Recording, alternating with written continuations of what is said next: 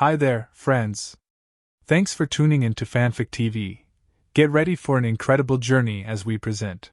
What if Gringotts' DNA test revealed Harry was heir to 31 ancient houses and richest wizard in 1,000 years at age 1? If you find our stories entertaining, a simple like and subscribe would mean everything to us. Your support motivates us to create more. Here we go! Chapter 1: Blood and Gold. The smallest trickle of blood changed everything. Harry Potter stood frozen in the cavernous marble hall of Gringotts' Wizarding Bank, watching as a single drop of his blood slid down the enchanted dagger and onto the parchment below. He'd only followed Hagrid's instructions, allowing the goblin teller to verify his identity before accessing his vault. A standard procedure, Hagrid had assured him, nothing to worry about. But the goblin's eyes had widened to impossible proportions, his long fingers trembling as the parchment began to glow. What had started as a simple gold shimmer erupted into a blinding cascade of colors: silver, emerald, sapphire, ruby, and dozens more Harry couldn't name, shooting upward in spiraling columns of light. Impossible! The goblin whispered, backing away from the counter. Hagrid shifted uncomfortably beside Harry. Heir, is something wrong?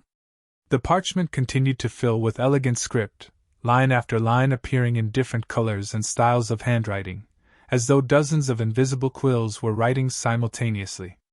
The document expanded, edges stretching until the parchment was 3 times its original size. Security! The goblin called sharply, his voice cutting through the hushed murmurs of the bank. Summon Director Ragnarok immediately! Harry glanced nervously at Hagrid. Did I do something wrong? Dunno, Hagrid mumbled, looking equally bewildered. Never seen anything like this before. Within moments, they were surrounded by armored goblins carrying vicious-looking pikes. The weapons weren't pointed at them, exactly, but Harry noticed they formed a circle that effectively prevented anyone from approaching, or escaping. A path cleared through the crowd as an ancient-looking goblin with a magnificent silver beard approached. Unlike the other goblins Harry had seen, this one wore elaborate robes of deep crimson embroidered with gold runes. A heavy medallion hung from his neck, and a jeweled circlet sat upon his brow. Director Ragnarok, the teller said with a deep bow. The Potter heir's inheritance test. The director's gaze fell first on the glowing parchment, then on Harry himself. His expression revealed nothing, but Harry felt as if he were being measured down to his bones. Mr. Potter, Ragnarok said, his voice surprisingly melodious for such a fierce-looking creature. It appears we have much to discuss. Please follow me. Now see here, Hagrid began, stepping forward protectively. Harry's just come to withdraw some gold for his school things. Professor Dumbledore gave me specific instructions, I'm sure he did. Ragnarok cut in, his tone suddenly cold. However, bank protocol supersedes Hogwarts business. Mr. Potter's inheritance claims have activated, and as per the treaties of 1612, this matter must be addressed immediately. He turned to Harry. Your guardian may accompany you if you wish. Harry hesitated. Hagrid had been nothing but kind, but he'd only met the man hours ago. And something in the director's tone suggested that Dumbledore's specific instructions might not have been entirely in Harry's interest. It's okay, Hagrid, Harry said finally. I'll go with Director Ragnarok. Could you wait for me? Hagrid looked torn. All right, Harry. But if you're not back in an hour, I'm coming to find ya, protocols or no protocols. Harry nodded gratefully before following Ragnarok through an ornate golden door that Harry was certain hadn't been there moments before. The door led to a hallway lined with moving portraits of goblins in battle gear, all of whom turned to stare at Harry as he passed. Some whispered to each other behind clawed hands, while others simply watched with undisguised curiosity. After several twists and turns that left Harry thoroughly disoriented, they entered a magnificent office dominated by a desk carved from a single piece of obsidian. The walls were lined with weapons and artifacts that hummed with barely contained power. Please sit, Ragnarok said, gesturing to a chair that adjusted itself to Harry's height as he approached. A younger goblin entered silently, carrying the still glowing parchment on a silver tray. He placed it reverently on the desk before bowing and retreating. Do you understand what has happened, Mr. Potter? Ragnock asked, studying Harry carefully. Harry shook his head. No, sir. I'm sorry, but I don't know much about, well, any of this. He gestured vaguely around him. I only learned I was a wizard yesterday. Ragnock's bushy eyebrows shot up. Yesterday? He sounded genuinely shocked. You were not raised with knowledge of your heritage? Of your family's standing in our world? No, sir. I was raised by my mother, aunt, and uncle. They told me my parents died in a car crash. A low, dangerous growl escaped the goblin director's throat. A car crash? James and Lily Potter? He closed his eyes briefly, as if gathering his composure. When he opened them again, his expression was carefully neutral. Mr. Potter, what I am about to tell you will come as a shock. I ask that you listen completely before asking questions. Harry nodded, his heart pounding. The blood test you just completed is standard procedure for heirs attempting to access family vaults. Normally, it confirms a single inheritance line, in your case, House Potter. Ragnock tapped the parchment with one long finger. However, your blood has activated inheritance claims to 31 separate houses. Harry blinked. 31 houses? Like actual houses? Noble houses, Mr. Potter. Magical families with recognized lineages, accumulated wealth, political standing, and in many cases, seats on the Wisengamot, our governing body. Ragnock leaned forward. Some of these houses were thought extinct. Others have been dormant for centuries, their assets held in trust. Your blood has claimed them all. But how? I thought my dad was just my dad. Your father was Lord James Potter, heir to an ancient and noble house that dates back over 1,000 years. That alone would make you a significant heir. However, Ragnock gestured to the parchment. It appears that through various magical means, blood adoptions, life debts, conquest rights, and magical affinity, you have inherited control of 30 additional houses. The goblin paused, allowing Harry to process this information before continuing. The Potter and Black fortunes alone would have made you wealthy. Combined with the others. Ragnock's voice dropped to almost a whisper. Mr. Potter, you are, as of this moment, the wealthiest wizard in the world. In fact, based on our preliminary calculations, you now control approximately 23% of all wizarding wealth in Britain. Harry felt lightheaded. Just yesterday, he'd been sleeping in a cupboard, wearing Dudley's cast-offs, and surviving on table scraps.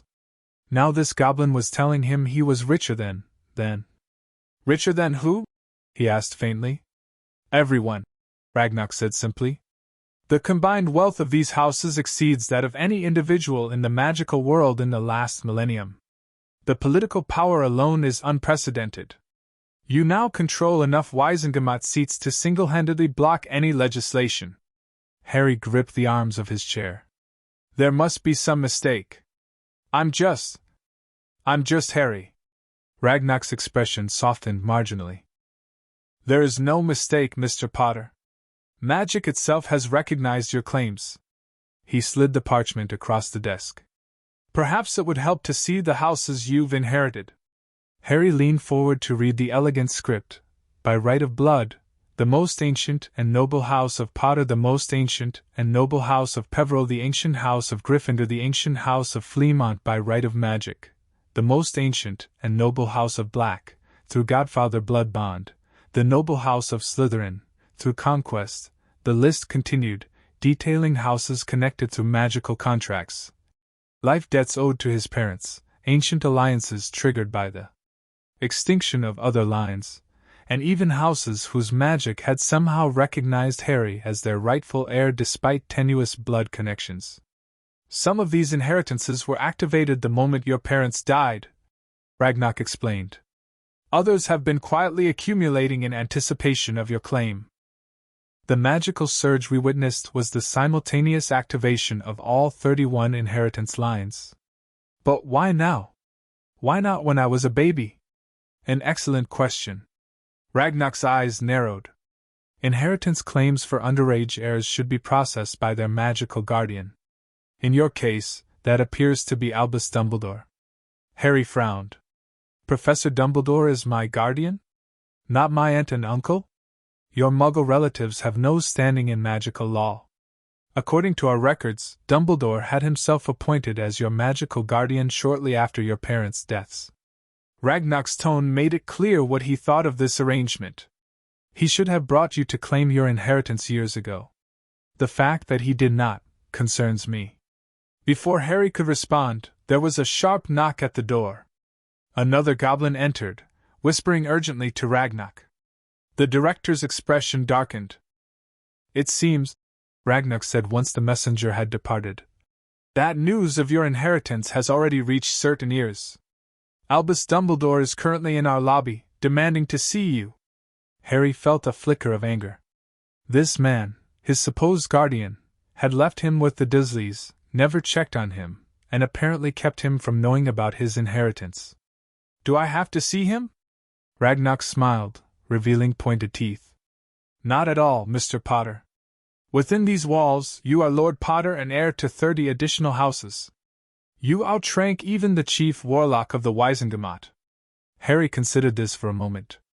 I do want to talk to him, but I'd like to understand more first.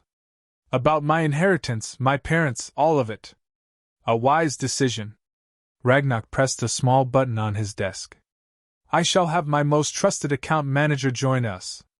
Griphook has been overseeing several of your larger vaults and can provide more detailed information. Harry recognized the name. Griphook took me to my vault earlier. Indeed. An interesting coincidence, or perhaps not. Magic often works in ways even we goblins don't fully comprehend. The door opened to admit the same goblin who had first taken Harry to his vault. Griphook looked considerably more nervous than he had earlier, his eyes darting between Harry and the director. Griphook, Ragnar said, Lord Potter wishes to understand his inheritance before meeting with Albus Dumbledore. Prepare the summary portfolios for his review. Griphook bowed deeply. At once, Director. He hurried to a cabinet against the far wall, extracting several folders bound in different colored leathers. While we wait, Ragnar continued, there is another matter to address. Your current physical state. Harry shifted uncomfortably, aware of his oversized clothes and skinny frame. The bruising on your arms, the malnutrition evident in your stature, the poorly healed fractures visible in our magical scans, these suggest your Muggle guardians have been less than adequate. Harry stared at his shoes. They don't like magic much. Ragnar exchanged a look with Griphook. As your bankers, the welfare of our most significant client is of paramount importance. With your permission, I would like our healers to examine you. You have healers? I thought this was a bank. Gringotts is far more than a simple bank, Mr. Potter. We offer comprehensive services to our most valued clients. Harry hesitated only briefly before nodding. Whatever these goblins might find couldn't make his situation any worse. Ragnar pressed another button, and moments later, a female goblin entered carrying what looked like a silver wand. She approached Harry cautiously. This is Healer Silverhutch, Ragnar explained. She will perform a diagnostic scan. It won't hurt. The healer murmured something in a language Harry didn't recognize, waving her instrument in complex patterns. A three-dimensional image of Harry's body appeared above the desk, glowing blue except for numerous red and yellow spots throughout. Silvertouch hissed something that sounded distinctly like a curse. What's wrong? Harry asked anxiously. The healer pointed to various colored areas, speaking rapidly to Ragnar in their language. The director's expression grew increasingly grim. Mr. Potter, Ragnar said finally, Healer Silvertouch has identified numerous improperly healed injuries consistent with long-term physical abuse. Additionally, there appears to be... He paused, choosing his words carefully. There is evidence of magical tampering. Magical tampering? What does that mean? Several binding spells have been placed on your magic, restricting your access to your full potential. There is also evidence of memory modifications and... Ragnar's eyes narrowed as the healer pointed to a dark spot near Harry's famous scar. Something else. Something our healers have never encountered before. Harry touched his scar instinctively. Can you remove these bindings? We can, though the process will be uncomfortable. Before we proceed, however, I believe you should review your inheritance. The knowledge may help you make more informed decisions moving forward. Griphook stepped forward, arranging the folders on the desk. I've prepared summaries of your 7 largest holdings, Lord Potter. Together they represent approximately 60% of your total assets. Harry picked up the top folder, bound in rich crimson leather with the Potter crest embossed in gold.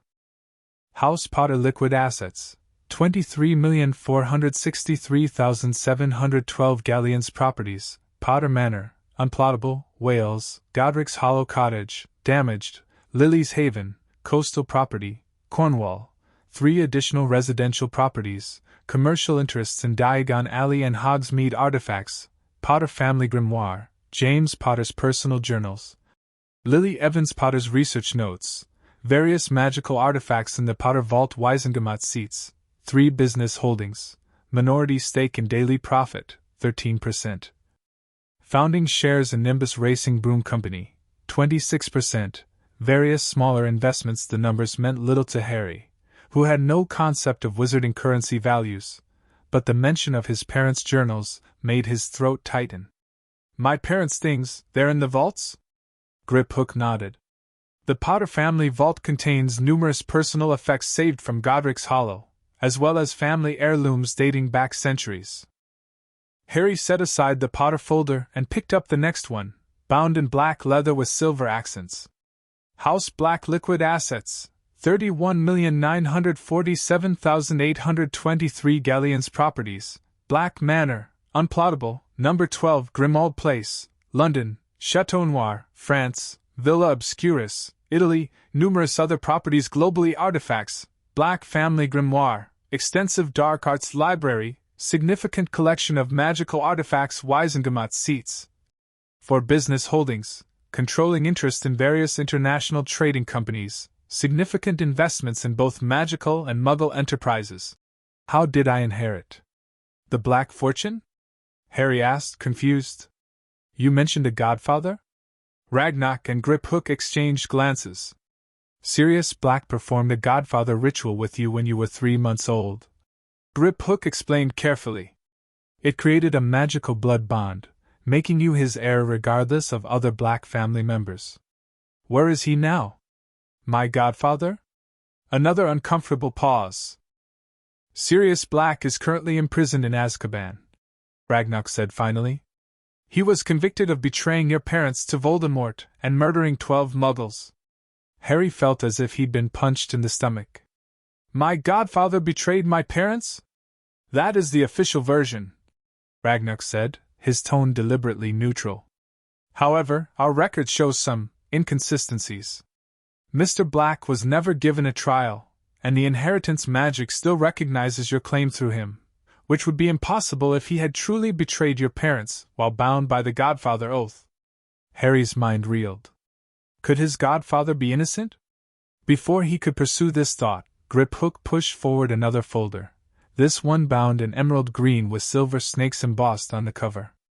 The Slytherin inheritance is perhaps the most unexpected, the goblin said. It appears to have transferred to you by right of conquest when you survived the killing curse. Harry opened the folder with trembling hands. House Slytherin liquid assets, 4,872,309 galleons, accumulated interest, properties, Slytherin study within Hogwarts, location sealed, Serpent's Retreat, unplottable, artifacts, Slytherin's personal library, Parselton grimoires, various artifacts. Gringotts seats, 2, dormant since Founder's era, requires formal reclamation. Business holdings, ancient enchanted lands generating substantial rental income. I inherited from Voldemort? Harry whispered, horrified. Not precisely, Ragnock corrected. You inherited from Salazar Slytherin, whose magic recognized your defeat of his heir as worthy of claiming the lineage. It's an ancient form of magical succession. The victor claims the power of the vanquished. But I didn't do anything. I was a baby. Yet you survived what no wizard has survived before. Magic recognized something in that moment, something worthy of Slytherin's legacy. Harry continued through the folders, each revealing fortunes, properties, and political power beyond his comprehension. House Peveril, apparently his father's ancestral line. House Gryffindor, connected through both parents in a magical quirk. House Fleamont, his grandmother's family whose hair potion fortune had quadrupled the Potter wealth. And dozens more houses, some with familiar names from history books Hermione might have read, others obscure even to the goblins. By the time he finished reviewing the summaries, Harry's head was spinning. The combined assets, Griphook concluded, total approximately 217 million galleons in liquid currency, over 40 properties worldwide, controlling interest in dozens of businesses, 15 Wisengamot seats, and magical artifacts whose value cannot be quantified. What does that mean in regular money? At current exchange rates, approximately 1.5 billion British pounds, Ragnarok said matter-of-factly. Harry nearly fell out of his chair. Billion? With a B? Indeed. And that excludes the value of properties and artifacts. For several minutes, Harry sat in stunned silence. He'd gone from having nothing to being one of the richest people in the world in the span of an hour. What do I do now? He finally asked, his voice small. First, Ragnarok said, we address your immediate concerns. The bindings on your magic, your health, and your living situation. Then we can discuss longer-term management of your estates. He paused. However, I suspect Albus Dumbledore will have his own ideas about how to proceed. At the mention of Dumbledore, Harry's confusion began to crystallize into something harder.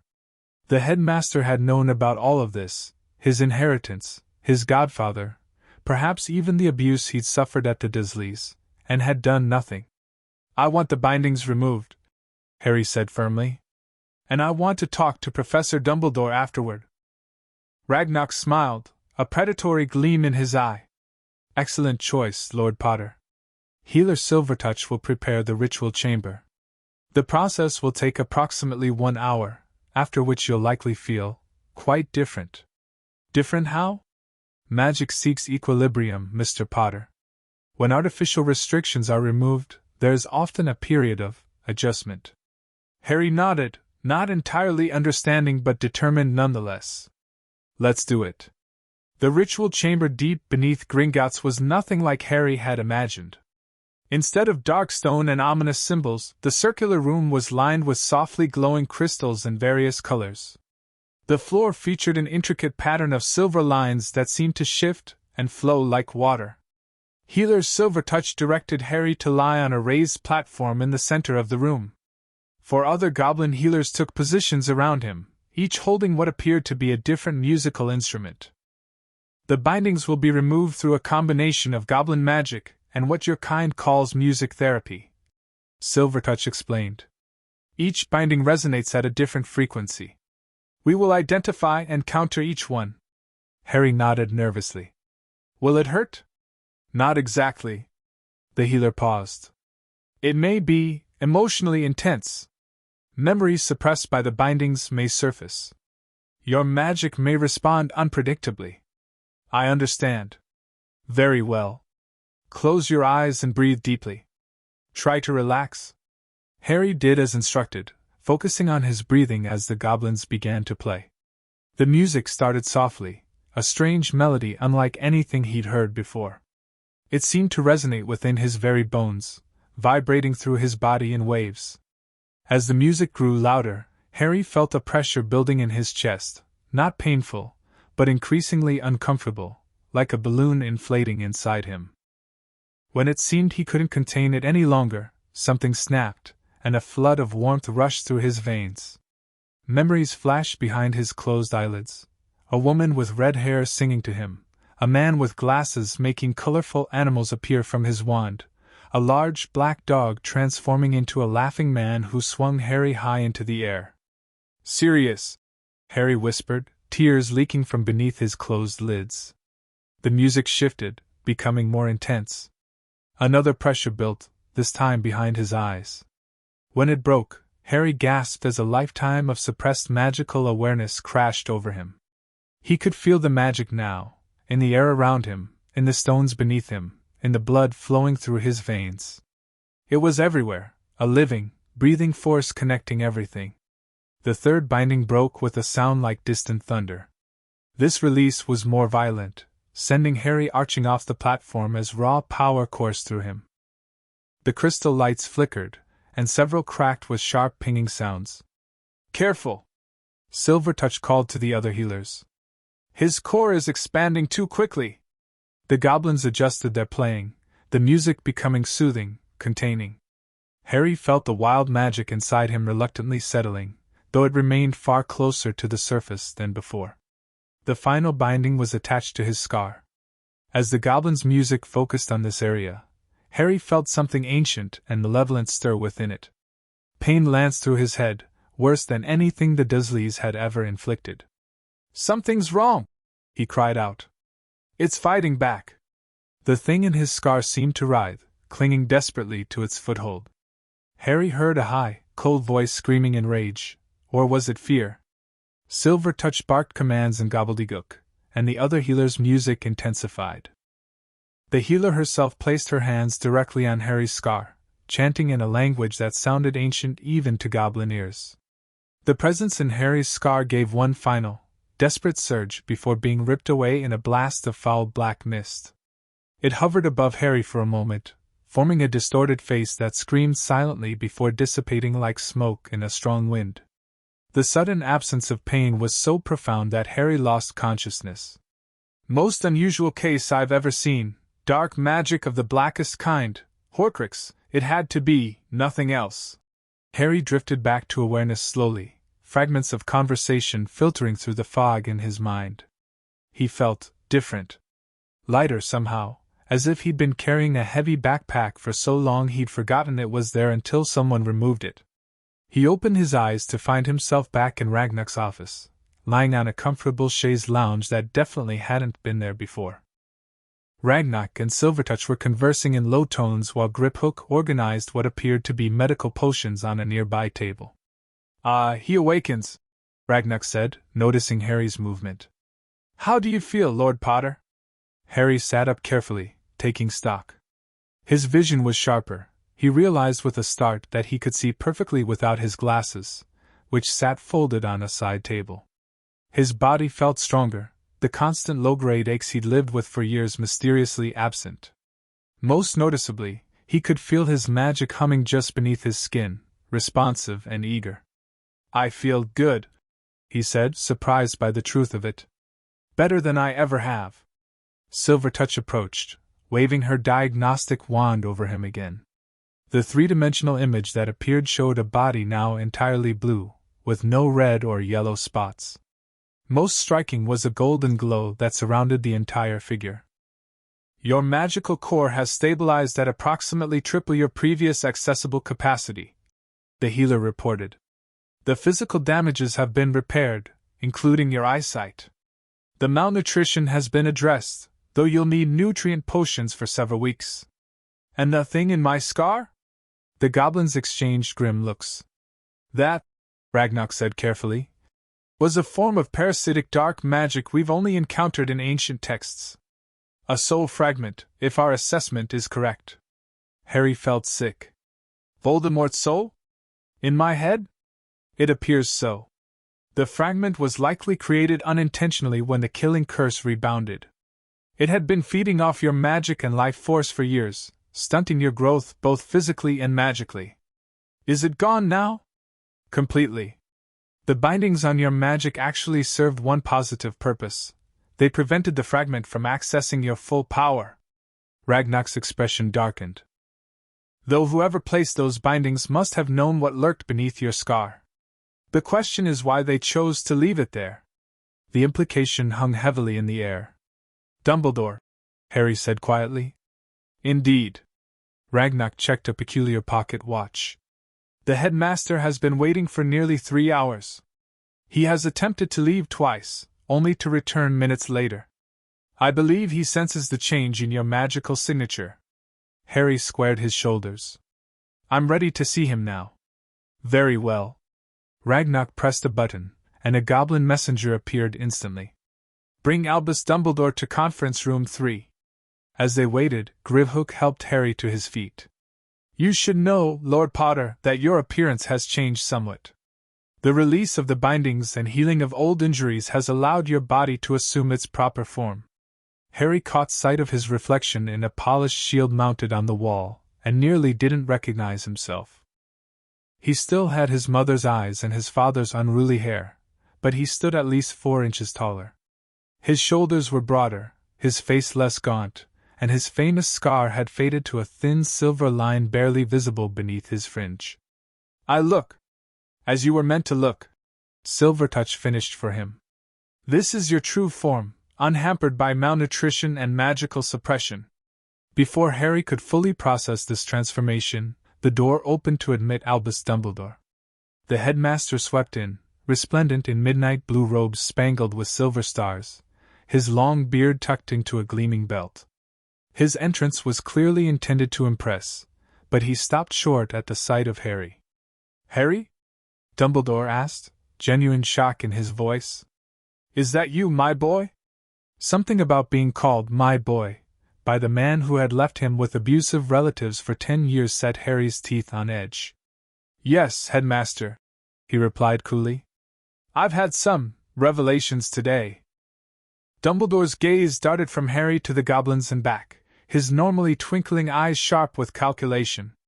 I see. Perhaps we could speak privately? There are matters of great delicacy, I believe. Ragnock interrupted smoothly, that Lord Potter prefers to have his financial advisers present for this discussion. Dumbledore's eyebrows rose at the use of Lord Potter, but he recovered quickly. Of course, though I must insist on certain protections. As Harry's magical guardian, about that. Harry cut in, surprising himself with his boldness. Director Ragnock tells me you appointed yourself my guardian after my parents died. Yet you never visited me, never checked on me, and left me with people who hated magic so much they tried to beat it out of me. Dumbledore paled slightly. Harry, I assure you, I had no idea the Dursleys would treat you so poorly. The blood wards protecting you from Voldemort's followers required blood wards? Ragnock interjected sharply. Based on what sacrifice? Lily Potter's sacrifice for her son, of course. Interesting. Ragnock's tone suggested it was anything but. Because our records indicate no properly established blood wards at the Dursley residence. There are monitoring charms, suppression wards, and male diversion spells, but nothing that would qualify as protective blood magic. Dumbledore's composure slipped momentarily. I'm certain there's some misunderstanding. The protections I established were designed to keep me weak, isolated, and ignorant. Harry finished, the pieces falling into place. Just like the bindings on my magic and the suppressed memories of my parents and godfather. Dumbledore sank slowly into a chair, suddenly looking every one of his many years. Harry, everything I've done has been for your protection. The bindings were necessary, your magical core was destabilized by Voldemort's attack. And the memory suppressions were an act of mercy. What child should have to remember the night his parents were murdered? And the soul fragment in my scar?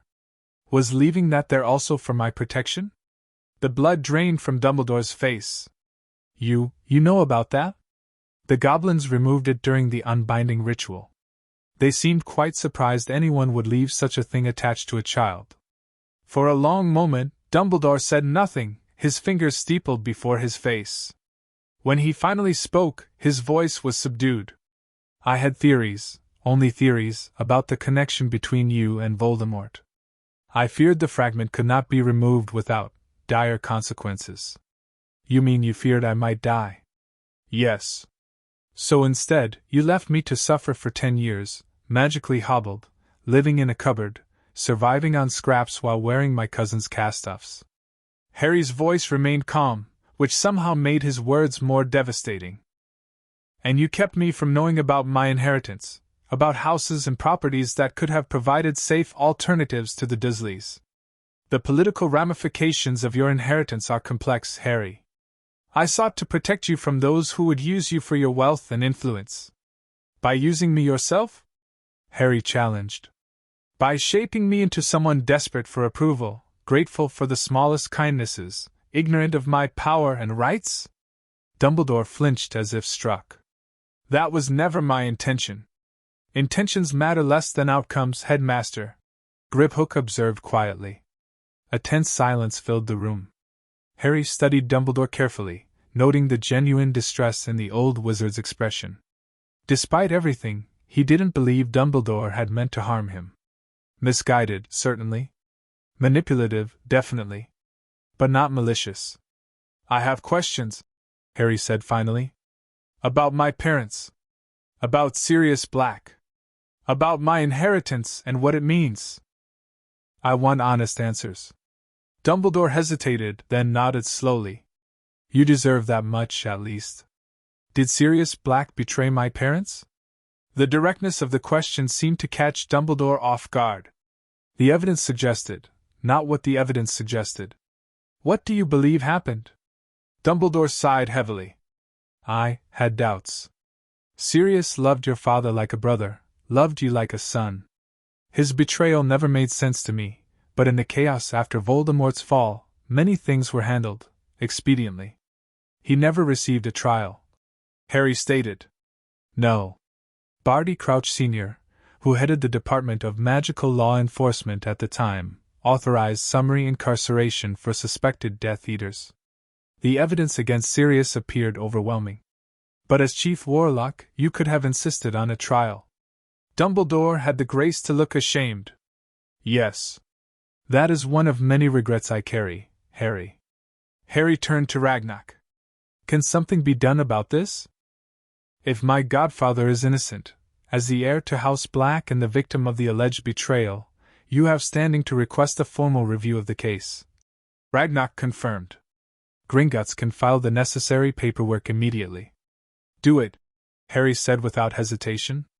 Dumbledore looked troubled but didn't object. Now, Harry continued, tell me about my inheritance. What does it mean to be the heir to 31 houses? It means, my boy. Dumbledore caught himself. It means, Harry, that you wield unprecedented influence in our world. The combined political power of these houses has never been held by a single individual. It makes you a target for those with ambition, and a prize to be won by various factions. Including yours? Harry asked pointedly. Dumbledore inclined his head, acknowledging the hit. I have always sought what I believed best for the wizarding world. Your support would certainly advance many causes I consider worthy. But you didn't want me to know about my inheritance until I was older. More moldable.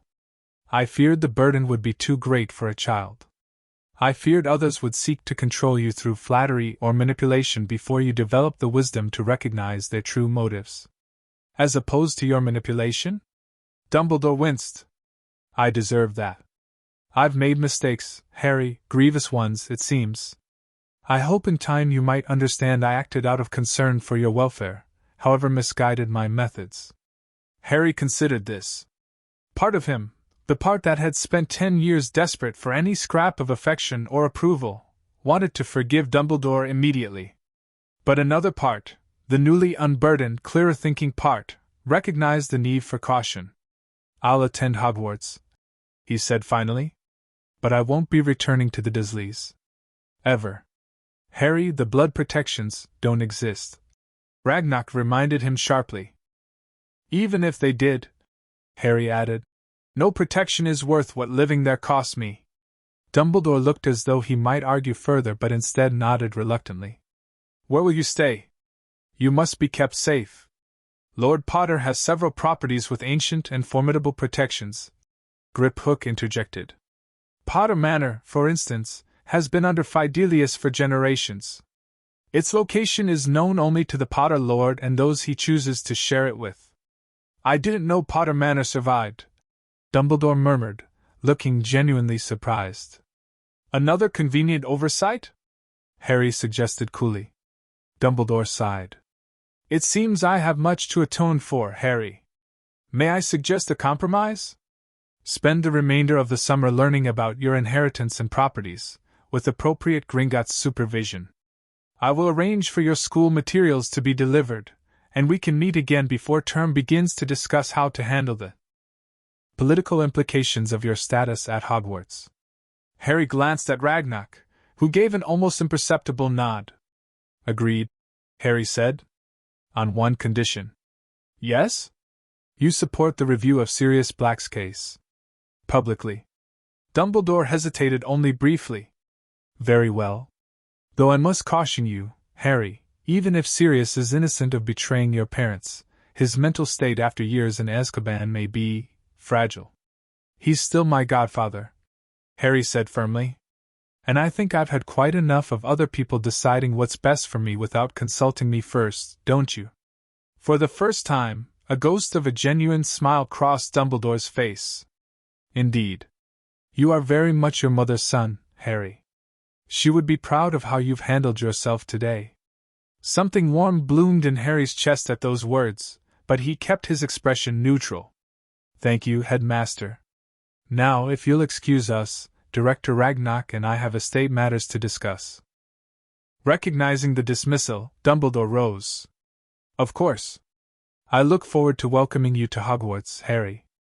Despite our differences, I believe you will find it a true home. After Dumbledore departed, Harry slumped in his chair, emotionally drained. You handled that remarkably well, Ragnak observed. Many adult wizards cannot stand their ground against Albus Dumbledore. I just said what I was thinking. Sometimes that is the most powerful approach. Ragnak tapped his desk. Now, we have much to arrange. Your accommodation, your education regarding your estates, preparation for your entry into Wizarding Society, and of course, the matter of your godfather. Harry nodded, feeling overwhelmed but determined. Where do we start? With the most pressing matter, Griphook said practically.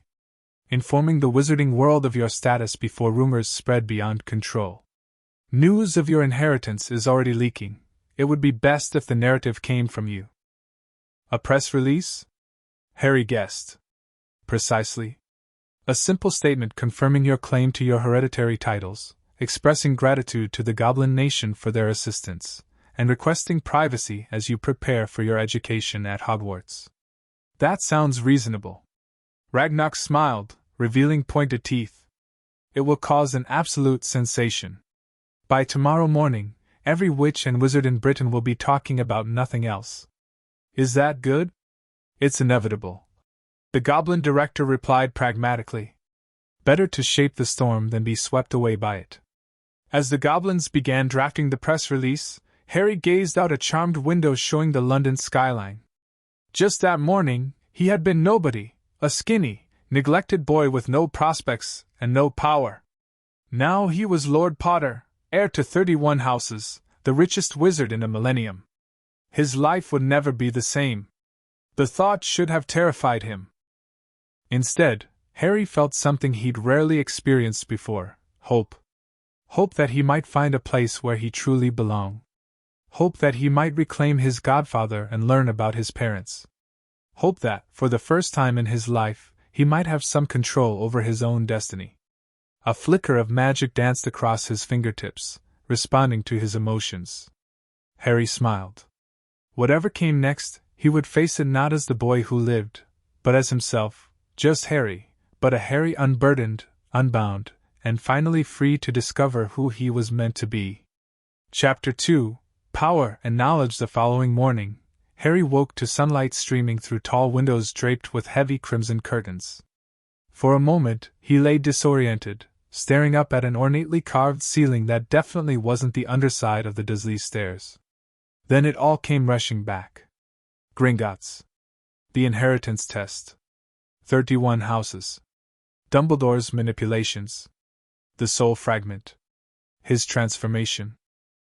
Harry sat up, running his hands through his hair as he took in his surroundings. He was in the master suite of Potter Manor, a sprawling country estate that had apparently been his all along. The four-poster bed he occupied could have fit the Dursleys' entire living room inside it. Nearby, a house elf named Mimsy had laid out clothes, his own clothes, purchased yesterday via all order with Griphook's assistance, not Dudley's oversized cast-offs. "Is Master Harry awake?" a squeaky voice called from the doorway.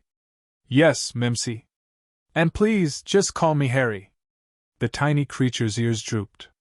Mimsy cannot be so disrespectful to the lord of the ancient and noble house of Potter. Harry sighed. They'd had this conversation 3 times already. How about Master Harry, then?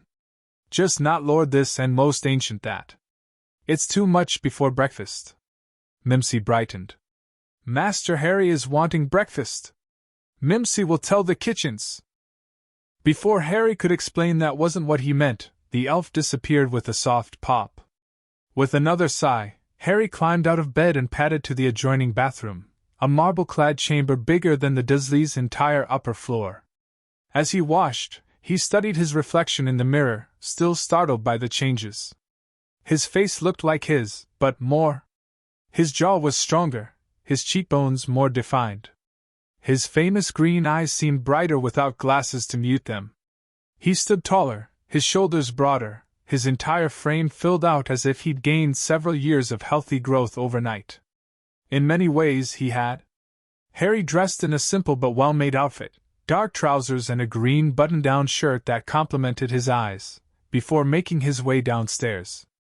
Potter Manor was enormous, but something about it felt instinctively familiar, as if the house itself welcomed him home.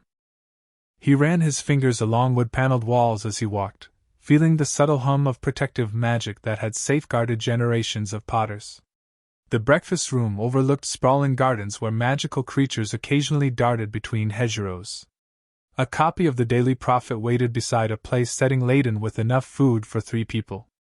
Harry's eyes widened at the headline, Boy Who lived claims unprecedented magical inheritance. Harry Potter named heir to 31 houses, including founders' lines. Beneath the headline was a formal portrait of Harry that Griphook had arranged yesterday. Harry standing tall in his new formal robes, looking surprisingly dignified despite his youth. The article quoted directly from the carefully worded press release, but the speculation beneath it was wild. Sources close to the ministry suggest young Lord Potter now controls sufficient Wizengamot votes to single-handedly influence legislation. Economic experts estimate his combined holdings represent nearly a quarter of all wizarding wealth in Britain. This concentration of power is unprecedented, said Elphias Doge, elder statesman of the Wizengamot. Not since the Founders' era has one individual held such economic and political influence. When asked about Potter's future role in wizarding society, Headmaster Albus Dumbledore stated only that Harry will begin his magical education at Hogwarts as planned, and declined further comment. The Boy Who Lived was unavailable for interview, but released a statement through Gringotts requesting privacy as he adjusts to these unexpected developments and prepares for his first year at Hogwarts School of Witchcraft and Wizardry. For a complete list of Potter's inherited titles, see page 3. For analysis of potential political ramifications, see page 4.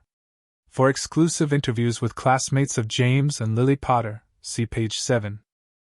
Harry was about to flip to the other pages when a silver tray near his elbow suddenly filled with letters. Then more appeared. And more, until the pile threatened to topple. Master Harry's morning mail, announced an elderly house elf who had appeared silently beside the table. Filtered for dangerous enchantments and potions, as Master Griphook instructed. Thank you, Wilby, sir. Head elf of Potter Manor these 43 years. Harry smiled at the dignified old elf. Thank you, Wilby. Are there this many every morning? Oh no, Master Harry. Usually there are far more. But the redirection wards are sending most to the Gringotts screening room. More than this? Harry stared at the mountain of envelopes in disbelief. Indeed, sir. These are only the personal correspondence from established families and those with existing connections to House Potter. The rest, approximately 12,000 letters since yesterday evening, are being categorized by the Goblin Mail team. Harry choked on his pumpkin juice. 12,000? At last count, sir. Master Griphook will bring a summary this afternoon. As if summoned by the mention of his name, the fireplace flared green, and Griphook stepped through, brushing soot from his impeccable suit. Unlike the goblins at the bank, who wore uniforms, Griphook now dressed like a high-end Muggle financial advisor, a change that had occurred the moment he'd been officially named Harry's account manager. "Good morning, Lord Potter," he said, giving a short bow. "I see the mail has begun to arrive." "Begun?" Harry gestured helplessly at the pile. "How am I supposed to answer all of this?" "You aren't," Griphook said matter-of-factly, taking a seat at the table and accepting a cup of tea from Wilby. "The vast majority requires only standardized responses, which your secretarial staff will handle." "I have secretarial staff?" "As of yesterday. 3 highly qualified witches and wizards with experience in noble house correspondence. They'll sort everything into categories: business proposals, social invitations, alliance inquiries, marriage offers." "Marriage offers?" Harry spluttered. "I'm 11. Precisely why such offers will receive polite but firm rejections. However, they should be logged for future reference. Some of the older families will be persistent." Harry shook his head in disbelief. "What's important in this pile?" Griphook scanned the letters with practiced efficiency. "The cream-colored parchment with the gold seal is from Minister Fudge, likely fishing for your political support. The blue envelope is from Madame Longbottom, Regent of House Longbottom, a traditional Potter ally. The silver envelope with the constellation pattern is from House Black's current head, though as you've initiated proceedings regarding Sirius Black, you can ignore that for now." The goblin continued sorting with astonishing speed, creating neat piles that he explained as he worked. Potential allies. Political overtures. Business proposals. Social invitations. Fan mail that slipped through the filters. Marriage proposals. Requests for financial assistance. Threats. We'll forward these to the DMLE. Threats? Harry tensed. Already? Not unexpected, Griphook said calmly. Your ascension disrupts many established power structures. The children of Death Eaters stand to lose significant influence if you reclaim your full political power. Harry picked up one of the threatening letters, noting the elegant handwriting that belied its violent content. The Dark Lord's work will be finished. He read aloud. Blood traitors and mudblood lovers will be purged. Signed, a true servant of purity. He set it down, frowning. Subtle. The truly dangerous ones won't announce themselves. Griphook warned. This is merely posturing. Still, it's a good reminder. What security measures do we have in place? Griphook seemed pleased by the question. Potter Manor remains under Fidelius, with you as the sole secret keeper. The estate boundaries feature blood wards, intent wards, and defensive enchantments laid by generations of Potters. Additionally, we've contracted a security team from Gringotts' elite forces, unobtrusive, but highly effective. Harry nodded, feeling slightly better. What's on the agenda today? This morning, we review the most pressing estate matters. This afternoon, you have an appointment with Madame Malkin for a complete wardrobe fitting. A lord of your standing cannot attend Hogwarts with only standard school robes. Then we meet with Ollivander regarding your wand situation. My wand situation? Your magical core has changed significantly. It's likely your current wand match is no longer optimal. Harry frowned. But I like my wand. You may still keep it, of course. But with 31 house magics now accessible to you, a more suitable primary wand would be prudent. That made sense. Harry had felt his magic bubbling just beneath his skin since the unbinding ritual, eager and sometimes difficult to control. He'd accidentally levitated his dinner plate last night just by thinking about wanting the salt. After Ollivander's, Griphook continued, we meet with Barrister Goldstein regarding the Sirius Black case. Then dinner with Madame Longbottom and her grandson, who will be in your year at Hogwarts. Dinner with strangers? Harry's anxiety spiked. I don't know anything about wizarding etiquette which is why we'll cover the basics during our morning session. Griphook cut in smoothly. And why we're starting with the Longbottoms, who were close friends of your parents, and will be forgiving of minor errors. Harry took a deep breath. Right. Let's get started then. 3 hours later, Harry's head was spinning with information. Griphook had walked him through the basics of the wizarding aristocracy, the Wiesengemot structure, the key political factions, and the traditional alliances of his major houses. The Potter family historically aligned with progressive causes, the goblin explained, pointing to a complex chart he'd conjured in the Manor's study. However, the Black family was traditionally conservative. The Peverell and Gryffindor lines have ancient allies on both sides of the political spectrum, while the Slytherin connection could potentially sway dark-aligned families who wouldn't normally consider an alliance with you. It's like a giant chess game, Harry observed. An apt comparison. And you, Lord Potter, are now the equivalent of having multiple queens on the board simultaneously. Harry grimaced at the metaphor. I don't want to play chess with people's lives. An admirable sentiment. However, others are already positioning their pieces, whether you choose to play or not. Harry sighed. Who are the most important potential allies right now? House Longbottom, as I mentioned. Houses Bones, Greengrass, and Davis occupy key moderate positions. House Malfoy leads the conservative bloc, though their Death Eater associations make an alliance problematic. House Abbott has significant influence among neutrals. The Weasleys have little political power but unwavering loyalty to your parents' faction. And my enemies? Beyond the obvious Death Eater families? Those who benefit from the current power structure. Minister Fudge fears you could become Dumbledore's political puppet. Dumbledore himself fears you might slip beyond his influence entirely. The goblins have identified 3 Wizengamot members who have embezzled from dormant accounts belonging to houses you now control. Harry pinched the bridge of his nose. This is a lot for an 11-year-old to handle. Griphook studied him for a moment. Your magical core is now that of a mature wizard, Lord Potter. Your physical development has accelerated to match. While your experiences remain those of a young human, your capacity has grown exponentially. You're saying I'm not really 11 anymore? I'm saying you're unique. The ritual didn't just remove bindings, it allowed your magic and body to assume their rightful state.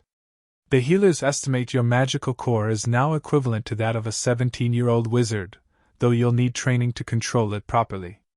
That explained why simple tasks had become so easy. This morning, Harry had summoned a book from across the room without meaning to, simply by wishing he could reach it.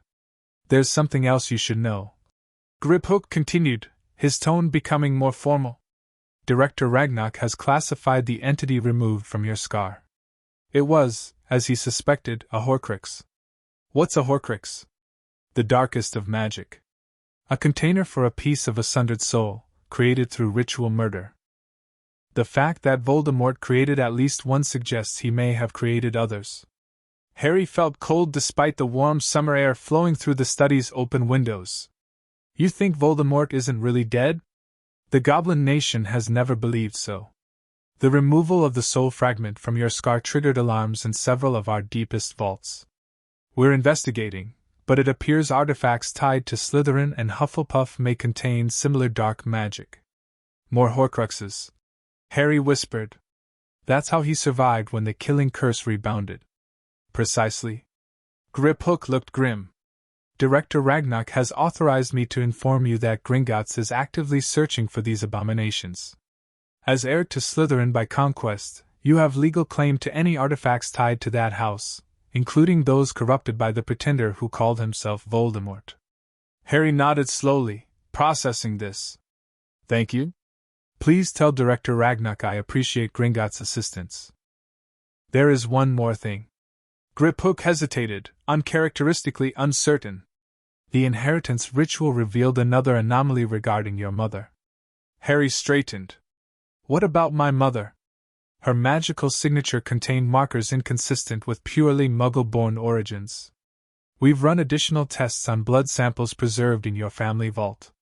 Lily Evans Potter was not Muggle-born, Lord Potter. She was from a squib line of an ancient house, with dormant magic reactivated in her generation. Which house? House Slytherin, through a female line believed extinct centuries ago. Harry stared at the goblin, speechless. It seems your claim to Slytherin's legacy comes not just through conquest, but through blood as well. This complicates the narrative. That's why the Sorting Hat told Voldemort they were kin. Harry murmured, recalling one of the memories that had surfaced during the unbinding ritual. Not just because of the Horcrux, but because they actually were distant relatives. Indeed, your mother's true heritage was likely unknown to her. The Evans family appears in our records as descendants of a squib daughter cast out from the Gaunt family, Slytherin's last acknowledged line, in the early 18th century. Harry fell silent, absorbing this revelation. His mother, whom he'd been told was a brilliant but ordinary Muggle-born witch, had actually been the heir to Slytherin's blood. Which meant Harry's claim to that ancient house wasn't just through conquest, it was his birthright. "Does this change anything legally?" he asked finally. "It strengthens your claim considerably. No one can contest your right to Slytherin's assets or titles now. It also—" Griphook paused, choosing his words carefully. "Undermines certain blood-based prejudices rather effectively." Harry snorted. "You mean purebloods can't dismiss me as a half-blood anymore?" "Precisely. You are, in fact, descended from multiple founders' lines. Your blood is among the most magically significant in Britain. Which would matter if blood actually determined someone's worth," Harry said dryly. Griphook's lips twitched in what might have been a smile. "Indeed. However, in the game of political chess you're now playing, it removes a significant argument your opponents might have used against you." Harry nodded, understanding the practical implications even if he found the principle distasteful. "Should we make this public?" "Not immediately. It's a powerful card best held in reserve. Knowledge is power, Lord Potter, and timing is everything. Diagon Alley was completely different when you arrived by private flow rather than through the leaky cauldron."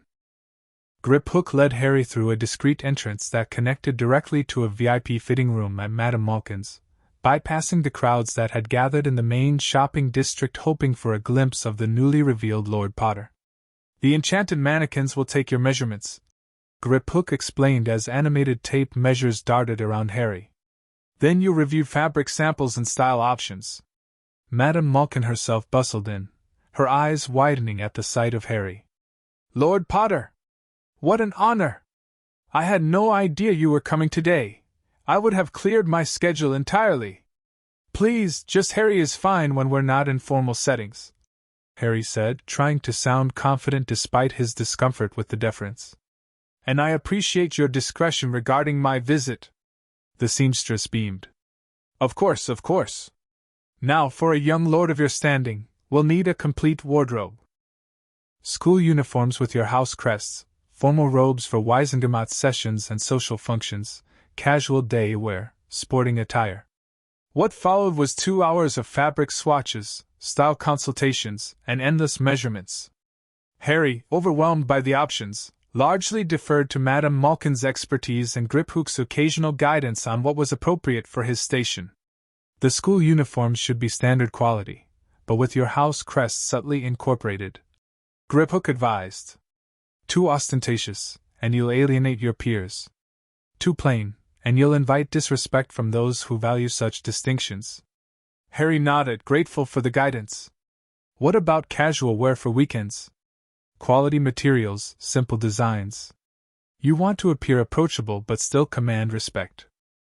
By the time they finished, Harry had ordered more clothes than he'd owned in his entire life, including specialized items he hadn't known existed: dueling robes, ritual wear, winter formal robes, diplomatic dress robes in the colors of each major house, and even Quidditch gear despite not knowing if he'd make the team.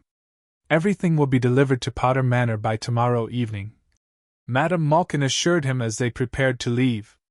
The school items will be ready first, of course. Thank you, Harry said sincerely. You've been very helpful. It's my pleasure, Harry. She lowered her voice conspiratorially. Your mother always preferred subtlety in her styling too. She'd be proud to see you carrying yourself so well. The casual mention of his mother caught Harry off guard, a lump forming in his throat. You knew my mother? She commissioned her wedding robes from me, Madame Malkin said, smiling at the memory. Most beautiful bride I ever dressed. She and your father were so in love, it made the air around them practically shimmer with magic. Harry wanted to ask more, to gather every scrap of information about his parents he could find, but Griphook cleared his throat discreetly. We must continue to our appointment with Ollivander. The goblin reminded him. Perhaps another time, Madame Malkin could share more memories. Oh, of course, the seamstress said, looking flustered.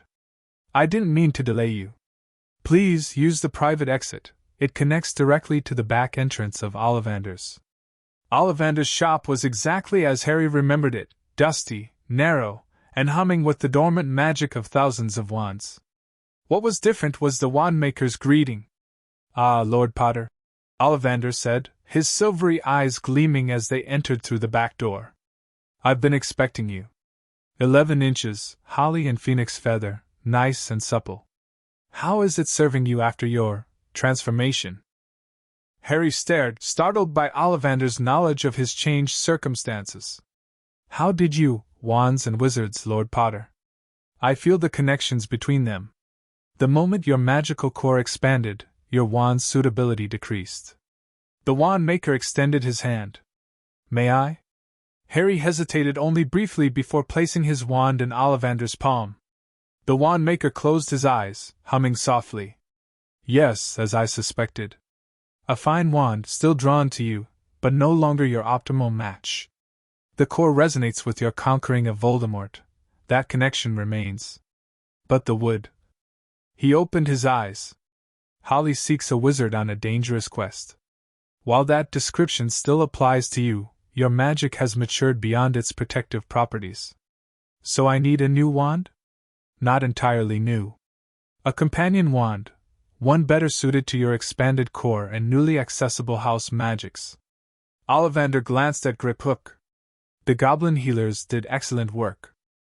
Your magical pathways are remarkably stable for such extensive unbinding. Griphook inclined his head, either confirming nor denying his nation's involvement in Harry's transformation.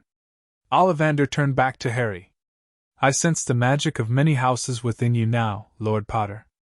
Slytherin's cunning, Gryffindor's courage, Peveril's affinity for death magic, Black's power, Potter's creativity. Each influences your magical signature in subtle ways. The wand maker disappeared into the back of his shop, returning moments later with a dusty black case that hummed with containment wards. I made this wand 40 years ago, after a particularly vivid dream. The wood comes from an ancient rowan tree that grew at a crossroads where ley lines converge. The core, Ollivander paused dramatically, is unique. A freely given basilisk scale wrapped around a phoenix feather, mortal enemies, yet in perfect harmony. He opened the case with reverence, revealing a wand of pale wood streaked with veins of what looked like silver and black. 13 inches unyielding. A wand for transformation, for bringing balance to opposing forces, for a wizard who straddles multiple worlds. Harry reached for it instinctively, his magic practically leaping toward the wand before his fingers even made contact. The moment he grasped the handle, the shop disappeared in a rush of power. Harry found himself standing in a void where streams of colored light, representing the magic of each house he'd inherited, swirled around him, gradually coalescing into a single, harmonious flow. When the vision faded, Harry was still in Ollivander's shop, but the wand maker had backed against the far wall, his eyes wide. Remarkable, Ollivander whispered. In all my years. Even Griphook looked impressed. The magical surge registered on our monitors at Gringotts. Harry looked down at the wand in his hand, which now seemed to pulse with his heartbeat. The wood had somehow changed, the silver veins now more prominent, forming intricate patterns along its length. The wand has adapted to you, Ollivander explained, approaching cautiously. It's responding to your specific magical signature, incorporating elements of each house magic into its structure. Is that normal? Normal? No, Lord Potter. But then, nothing about your situation is normal. Ollivander gave a small bow.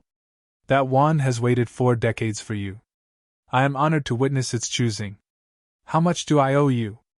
Harry asked, reaching for his money pouch. Ollivander waved him off. The wand has already been paid for. By whom? By me, the wand maker said simply. Some wands are not meant to be sold, but bestowed. This is one such wand. Harry frowned. I can't accept such a valuable gift without considerate payment for the privilege of witnessing magical history.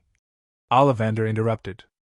And perhaps, when the time is right, you'll grant me an interview about your unique magical experiences. Harry glanced at Griphook, who gave a subtle nod. Thank you, Mr. Ollivander. I'd be happy to share what I can, when circumstances permit. As they prepared to leave, Ollivander called after him. Keep both wands, Lord Potter. The holly and phoenix feather still has a purpose to serve. He knows more than he should, Harry observed as they left through the back entrance. Wand makers often do, Griphook replied. Their magic is intuitive, connected to the deeper currents that most wizards never perceive. Ollivander's family has been crafting wands since before Gringotts was founded.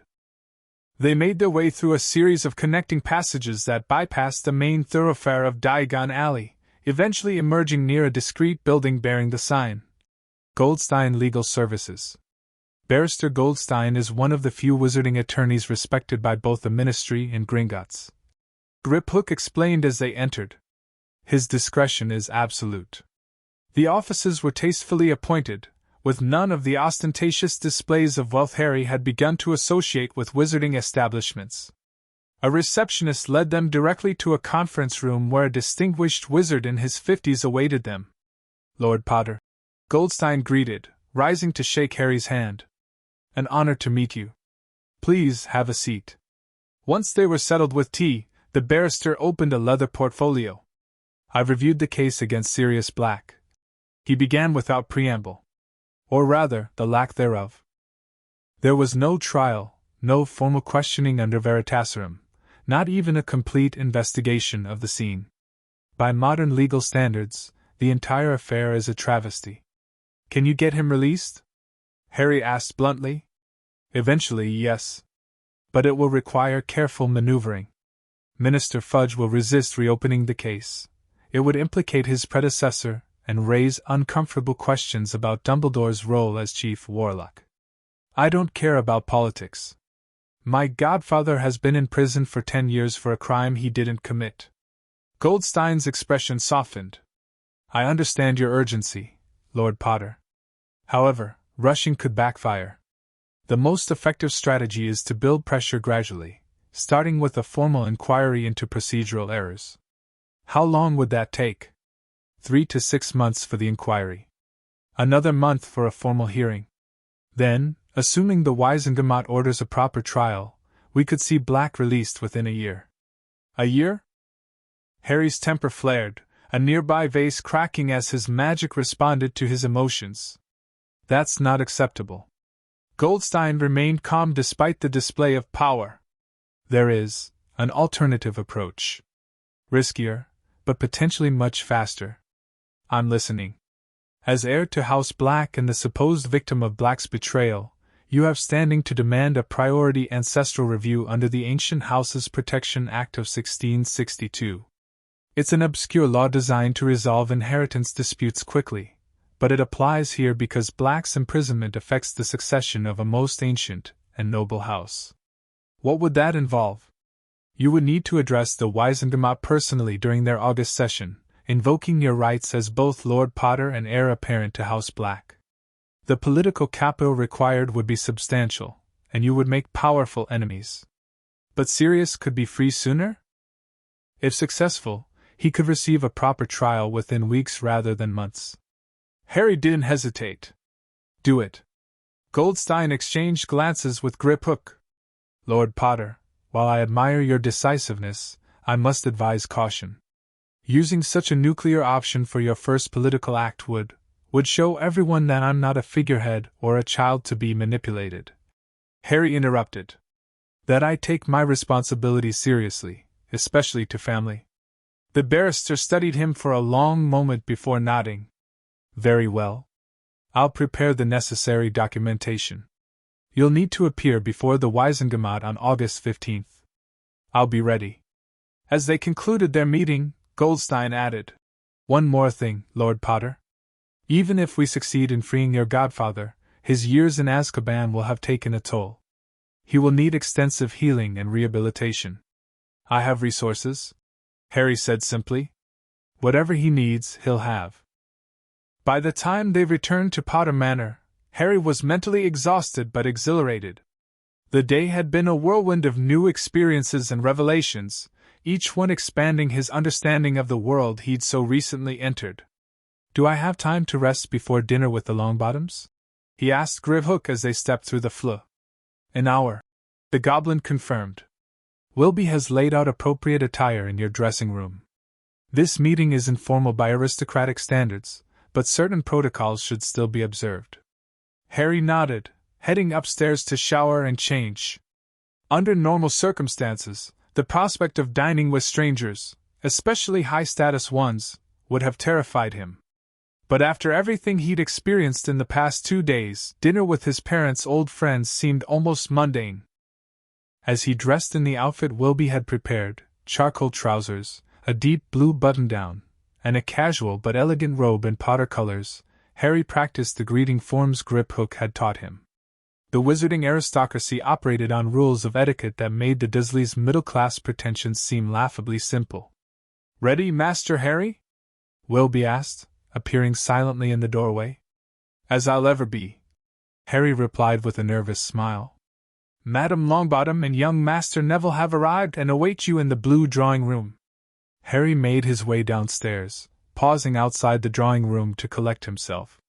Through the door, he could hear the murmur of voices, an elderly woman speaking firmly, a boy responding hesitantly. With a deep breath, Harry straightened his shoulders and entered. Augusta Longbottom was exactly as Griphook had described, regal, imposing, and topped with a hat featuring a stuffed vulture. Beside her stood a round-faced boy about Harry's age who looked as nervous as Harry felt. "Lord Potter," Augusta said, rising and offering a formal curtsy. "Thank you for your invitation." Harry responded with the bow Griphook had taught him, the one appropriate for greeting an allied house regent. "Madame Longbottom, the honor is mine. Potter Manor has been empty too long without the presence of our oldest allies." The formality felt strange on his tongue, but Augusta seemed pleased by his correct observance of protocol. "May I present my grandson, Heir Neville Longbottom?" Neville stepped forward, attempting a bow that was technically correct but lacked confidence. "Oh, Lord Potter. Heir Longbottom," Harry returned, then dropped the formality with a genuine smile. "But please call me Harry. We'll be classmates at Hogwarts, after all." Neville's relief was palpable. "Thanks. I'm just Neville, then. Shall we move to the dining room?" Harry suggested, relaxing into the host's role more easily than he'd expected. "Wilby has prepared a special meal in honor of your visit." As they walked, Augusta studied Harry with sharp eyes. "You carry yourself remarkably well for someone raised outside our traditions, Lord Potter." "I've had excellent tutoring," Harry said diplomatically, "though I still have much to learn. I hope I can rely on allies like House Longbottom to guide me." "Indeed." Augusta's expression softened fractionally. "Your parents would be proud. Especially James." He took his responsibilities as Lord Potter very seriously, despite his youthful high spirits. The casual reference to his father, the second such personal insight he'd received today, warmed Harry immensely. "I'd love to hear more about them, if you wouldn't mind sharing." "It would be my pleasure." Frank and Alice, Neville's parents, were close friends with James and Lily. They trained together as Aurors. Harry glanced at Neville, noting his downcast expression at the mention of his parents. Griphook had briefed him on the Longbottom's tragic fate, tortured into insanity by Death Eaters shortly after Voldemort's fall. Another family shattered by the war, much like his own. The dining room was set for an intimate gathering, with Wilby and 2 other elves standing ready to serve. As they took their seats, Harry felt a moment of panic. Which fork was he supposed to use first? Before remembering Griphook's advice, follow the lead of the highest-ranking lady present. Dinner progressed smoothly, with Augusta sharing stories of Harry's parents and the Longbottom-Potter alliance that stretched back centuries. "Our families have stood together since Ralston Potter and Har von Longbottom led the resistance against the first attempt to impose the Statute of Secrecy in its most restrictive form," Augusta explained. "They believed wizards should remain hidden from Muggles, but not completely isolated from Muggle society. A progressive position for the 17th century, Harry noted, earning an approving nod from Augusta. Neville remained mostly quiet, though he occasionally added comments about plants mentioned in passing. It became clear he had a genuine passion and talent for herbology. Neville's quite gifted, Augusta acknowledged when Harry inquired directly. Though his other magic has been slower to develop. Grant, Neville murmured, cheeks flushing with embarrassment. It's nothing to be ashamed of, Harry said. We all have different strengths. Did you know my magic was actually bound until yesterday? Someone, he carefully avoided naming Dumbledore, placed restrictions on my core when I was a baby. Augusta's eyes narrowed. Indeed? How concerning. The goblins removed the bindings during my inheritance ritual. It was quite a shock, feeling my full magic for the first time. I can imagine, Augusta said, though her tone suggested she was thinking of something, or someone, specific. Neville's magic has always seemed muted, compared to his father's at the same age. Harry caught her meaning immediately. Madame Longbottom, would you permit Gringotts to examine Neville? Their healers are quite skilled at identifying magical bindings. Augusta straightened. You believe Neville might be under similar restrictions? I couldn't say for certain, Harry replied carefully. But it seems worth investigating, especially given the political climate when we were infants. The elderly witch studied Harry with new respect. You speak very carefully for one so young, Lord Potter. Recent events have taught me the value of discretion. Indeed. Augusta set down her fork decisively. I would welcome Gringotts' examination of Neville's magical core. When might this be arranged? I could ask Griphook this evening, if you'd like. Perhaps tomorrow? That would be most agreeable. Neville looked between his grandmother and Harry with wide eyes, a mixture of hope and fear on his face. Do you really think I might have more magic? He asked quietly. Harry smiled encouragingly. It's possible. And either way, we'll face Hogwarts together. Allies like our parents before us. For the first time that evening, Neville's smile reached his eyes. Late that night, after the Longbottoms had departed and Griphook had returned to Gringotts with arrangements made for Neville's examination, Harry stood at the window of his bedroom, gazing out at the star-filled sky above Potter Manor's grounds. So much had changed in just 2 days. He had gone from an unwanted burden to one of the most powerful individuals in Wizarding Britain. He had homes, wealth, political influence, and the beginning of genuine friendships.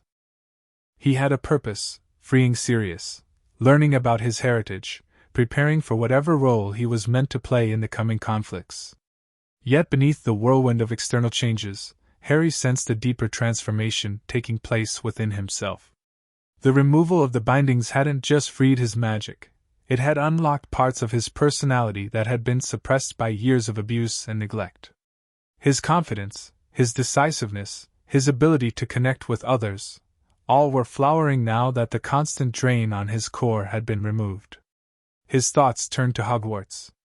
In just over a month, he would board the Hogwarts Express as Lord Potter, heir to 31 houses, with unprecedented wealth and influence.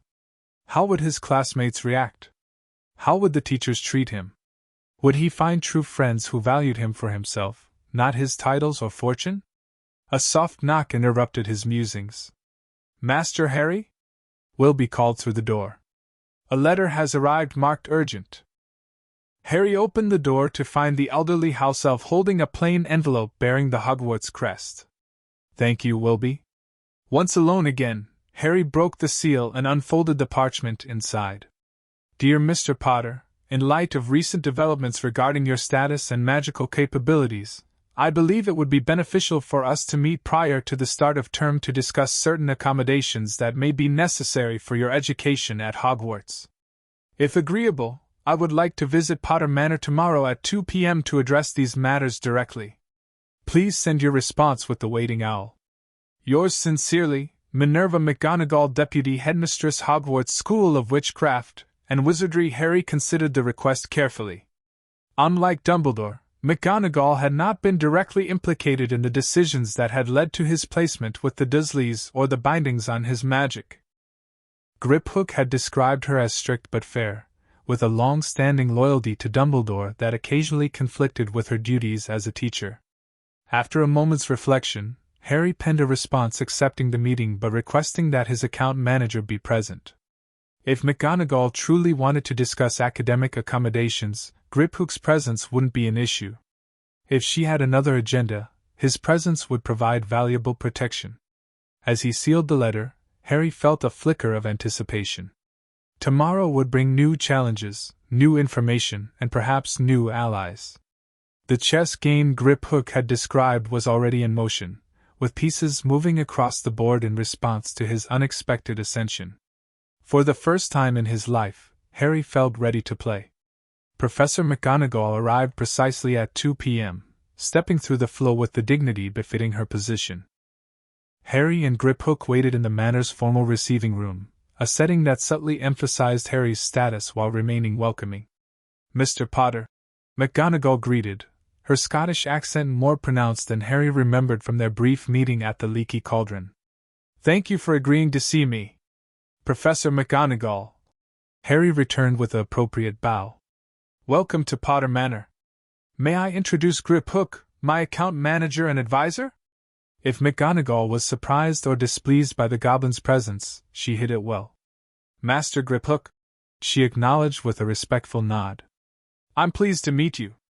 Once they were seated with tea served by Wilby, McGonagall got straight to the point.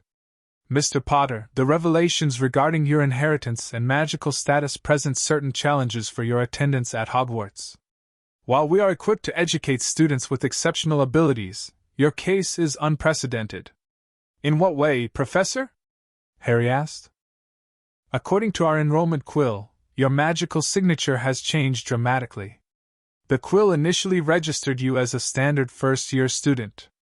It now identifies you as having the magical capacity of an upper-year student, while still requiring fundamental education in magical theory and practice." "That aligns with our findings," Griphook confirmed. "Lord Potter's magical core now operates at approximately the level of a 6th or 7th-year student, but his practical experience remains that of a beginner." McGonagall nodded. "Precisely. This creates a pedagogical dilemma. Standard first-year curriculum would be magically unchallenging while still necessary for building foundational knowledge. Advanced spellwork would be within your magical capability but beyond your theoretical understanding. What do you suggest?" Harry asked. "A customized educational program," McGonagall replied promptly. "You would attend standard first-year classes for theory, but receive additional instruction to help you control your enhanced magical power. For practical spellwork, you would need specialized training to prevent accidental overcharging of basic spells. Who would provide this additional instruction? Myself for transfiguration, Professor Flitwick for charms, and possibly Professor Snape for potions, though." She hesitated. "Though Professor Snape had a complicated relationship with my parents," Harry finished for her. McGonagall's eyebrows rose. "You're aware of that history?" "I've been learning about my parents wherever I can," Harry said simply. "Professor Snape's rivalry with my father has been mentioned by several sources." "I see." McGonagall's expression softened slightly. "Then you should also know that your mother and Severus were friends for many years before a falling out during their school days." This was new information. "My mother was friends with Snape?" "They grew up in the same town, discovered magic together as children. Lily was quite devastated when their friendship ended." McGonagall seemed to catch herself, straightening. "But that is perhaps a discussion for another time. We were addressing your educational arrangements." "Yes, Professor." Harry exchanged glances with Griphook. "Your proposal seems reasonable, though I would like to formalize the arrangements to ensure consistency throughout the year." McGonagall nodded approvingly. "A prudent request. I'll prepare the necessary documentation. There is also the matter of Lord Potter's political responsibilities," Griphook added. "As holder of multiple Wisengamot seats, he may occasionally need to leave school for official government functions." "That is highly irregular," McGonagall said, frowning. "Students are not typically permitted to leave school except for family emergencies." Yet exceptions have been made for heirs to ancient and noble houses in the past. Griphook countered smoothly. The Hogwarts Charter specifically addresses accommodations for students with governmental duties. Harry could almost see McGonagall mentally reviewing the charter. After a moment, she nodded reluctantly. You are correct, Master Griphook. Those provisions haven't been invoked in decades, but they remain valid. Mr. Potter would need to provide advance notice and make arrangements to complete any missed coursework. Of course, Harry agreed. I have no intention of neglecting my studies, Professor. Education remains my priority. This seemed to satisfy McGonagall. There is one other matter we should address. Your housing at Hogwarts. I assume that would be sorted like everyone else, Harry said, surprised. The sorting hat determines house placement based on personality and magical affinity. However, your inheritance complicates matters. You have blood ties to both Gryffindor and Slytherin, magical connections to other houses, and multiple political alliances that cross traditional house boundaries. You're concerned about where the hat will place me. I'm concerned about the political ramifications regardless of where it places you. McGonagall corrected. If you're sorted into Gryffindor, Slytherin families will claim bias despite your Slytherin blood. If you're sorted into Slytherin, your traditional allies may feel alienated despite your Slytherin heritage. Harry hadn't considered this angle. What about Ravenclaw or Hufflepuff? Either would be seen as a political statement in itself, a deliberate neutrality that some would respect and others would resent. So no matter where I'm sorted, it becomes a political issue. Precisely. Harry considered this dilemma. Is there a precedent for students with multiple house affiliations? McGonagall hesitated. There is one rarely used provision in the Hogwarts Charter. In cases where a student has legitimate claim to multiple houses through blood or magic, they may be designated as interhouse and maintain quarters separate from the standard dormitories. Like the Founder's heirs had. Griphook interjected. Yes.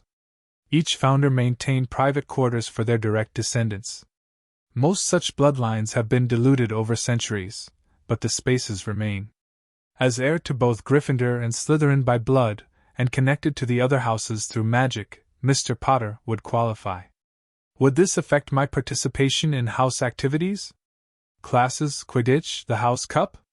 You would attend classes with a designated primary house but would be eligible to earn points for any house. For Quidditch. McGonagall frowned. That is more complicated. The rules would need to be reviewed by the Board of Governors. Harry nodded thoughtfully.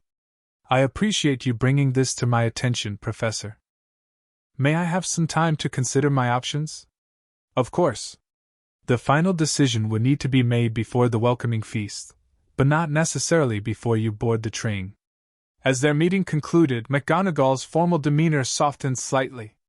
Mr. Potter, Harry, I want to assure you that regardless of these unusual circumstances, my goal is to provide you with the best possible education at Hogwarts. Your parents valued learning above almost everything else. Lily, in particular, was one of the most brilliant students I ever taught. The personal touch caught Harry by surprise. Thank you, Professor. That means a lot to me. Your mother would be proud of how you're handling these challenges. McGonagall continued. She always faced difficult situations with grace and determination. I see much of her in you. With those words lingering in the air, McGonagall took her leave, promising to send the formal documentation for Harry's specialized instruction within the week. After she had gone, Harry turned to Griphook. What do you think? About the interhouse option? Politically advantageous, the goblin replied. It would allow you to maintain connections across house boundaries without appearing to favor any particular faction. It would also provide additional privacy and security. But it might isolate me from my classmates. Perhaps. Or it might position you as a unifying figure above petty house rivalries. Griphook shrugged. Much depends on how you present it. Harry nodded, filing the issue away for further consideration. What's next on our agenda? The Neville Longbottom examination at Gringotts this evening, followed by dinner with Director Ragnarok to discuss the serious black strategy. Griphook consulted his notebook. Tomorrow, you have meetings with the Potter estate manager, a private tutor for wizarding culture and politics, and a session with the goblin combat instructor. Combat instructor? Director Ragnarok insists. As the most significant client of Gringotts in centuries, your personal security is paramount. Basic defensive magic and physical techniques will be essential skills, particularly given the threats you're likely to face. Harry couldn't argue with that logic. The wizarding world was proving to be far more dangerous and complex than he had initially realized. If he was going to navigate it successfully, and survive whatever Voldemort's remaining followers might plan, he needed every advantage he could get. One last thing, Master Harry, Griphook added, his tone uncharacteristically hesitant. The goblins have completed their analysis of the magical signature from your scar. The results confirm our suspicions about additional Horcruxes. Director Ragnarok believes Voldemort created at least 6, possibly 7. Harry felt a chill run down his spine. Meaning he's virtually immortal unless they're all destroyed. Yes. However, your removal of the soul fragment from Slytherin's locket yesterday triggered magical resonances that have helped us locate another. We believe a Horcrux is hidden within Hogwarts itself. At Hogwarts? Where thousands of children live and study. Precisely why Director Ragnarok wishes to discuss strategy this evening. This discovery elevates the threat level considerably. Harry's mind raced. If Voldemort had hidden pieces of his soul in various locations, planning for his eventual return, then the conflict Harry had inadvertently ended as a baby wasn't truly over. It had merely been paused, with the final battles yet to come. And somehow, Harry would be at the center of those battles, whether he wanted to be or not.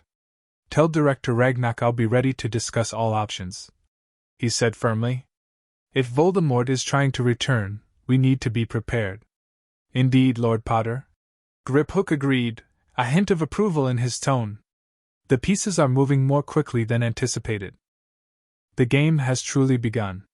The examination of Neville Longbottom that evening confirmed Harry's suspicions. The quiet, seemingly magic-weak boy had multiple bindings on his core, not placed maliciously, but as emergency measures after a traumatic magical outburst following his parents' torture. The healers at St. Mungo's applied standard suppression techniques for childhood magical trauma. Healer Silvertouch explained to a visibly shaken Augusta Longbottom. However, they were meant to be temporary, gradually released as he aged. It appears no one performed the follow-up procedures.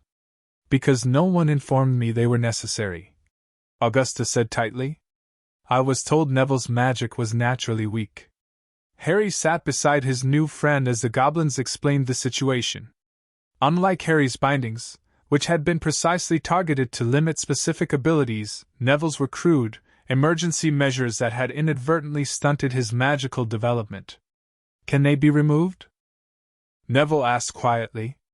Yes, Silvertouch confirmed. Though the process will differ from Lord Potter's experience. Your bindings are less complex but have been in place longer. The removal must be gradual to prevent magical shock. How long will it take? 3 sessions over 3 days. After that, you'll need specialized exercises to strengthen your magical pathways. Neville looked to his grandmother, hope warring with fear in his expression. Gran? Augusta's normally stern face softened. Of course, Neville. We'll begin immediately. As the goblins prepared for the first session, Augusta turned to Harry. We owe you a debt, Lord Potter. Without your insight, Neville might have gone his entire life with his magic suppressed. No debt, Madame Longbottom, Harry said firmly. Our families are allies. This is what allies do for each other. Augusta studied him with new respect. You have your mother's heart, and your father's sense of duty. House Longbottom stands with House Potter, now more than ever. As they watched the healers begin the careful process of removing the first layer of bindings, Harry felt a sense of satisfaction unlike anything he'd experienced before. For the first time, he had used his newfound position to directly help someone else, someone who, like him, had suffered the loss of parents to Voldemort's madness. It was a small victory in the larger conflict that loomed, but an important one. And as Neville's magic began to visibly strengthen even during this first session, Harry knew he had made a true ally, and perhaps a true friend. The wizarding world was full of chess pieces being maneuvered by players with agendas. But some pieces moved of their own accord, making choices based on friendship, loyalty, and shared purpose rather than political calculation. Those, Harry was beginning to realize, were the most powerful pieces on the board. By the time September 1st arrived, Harry Potter was, in many ways, a different person than he had been just 1 month earlier. Physically, he had continued to develop, his body catching up to his expanded magical core. Though still 11 chronologically, he now appeared to be a particularly fit 13-year-old, with the coordination and strength to match. The nutrient potions prescribed by the goblin healers had corrected years of malnutrition, giving him the height and build he would have had without the Dursley's neglect. Magically, he had progressed at an astonishing rate. With his unbound core and the focused training provided by tutors selected by Griphook, Harry had mastered the entire first-year curriculum before even setting foot in a Hogwarts classroom. His control had improved to the point where accidental magic was rare, though his emotional outbursts still occasionally caused nearby objects to tremble. Politically, he had made his first significant move. 2 weeks earlier, he had appeared before the Wizengamot to invoke the priority ancestral review for Sirius Black.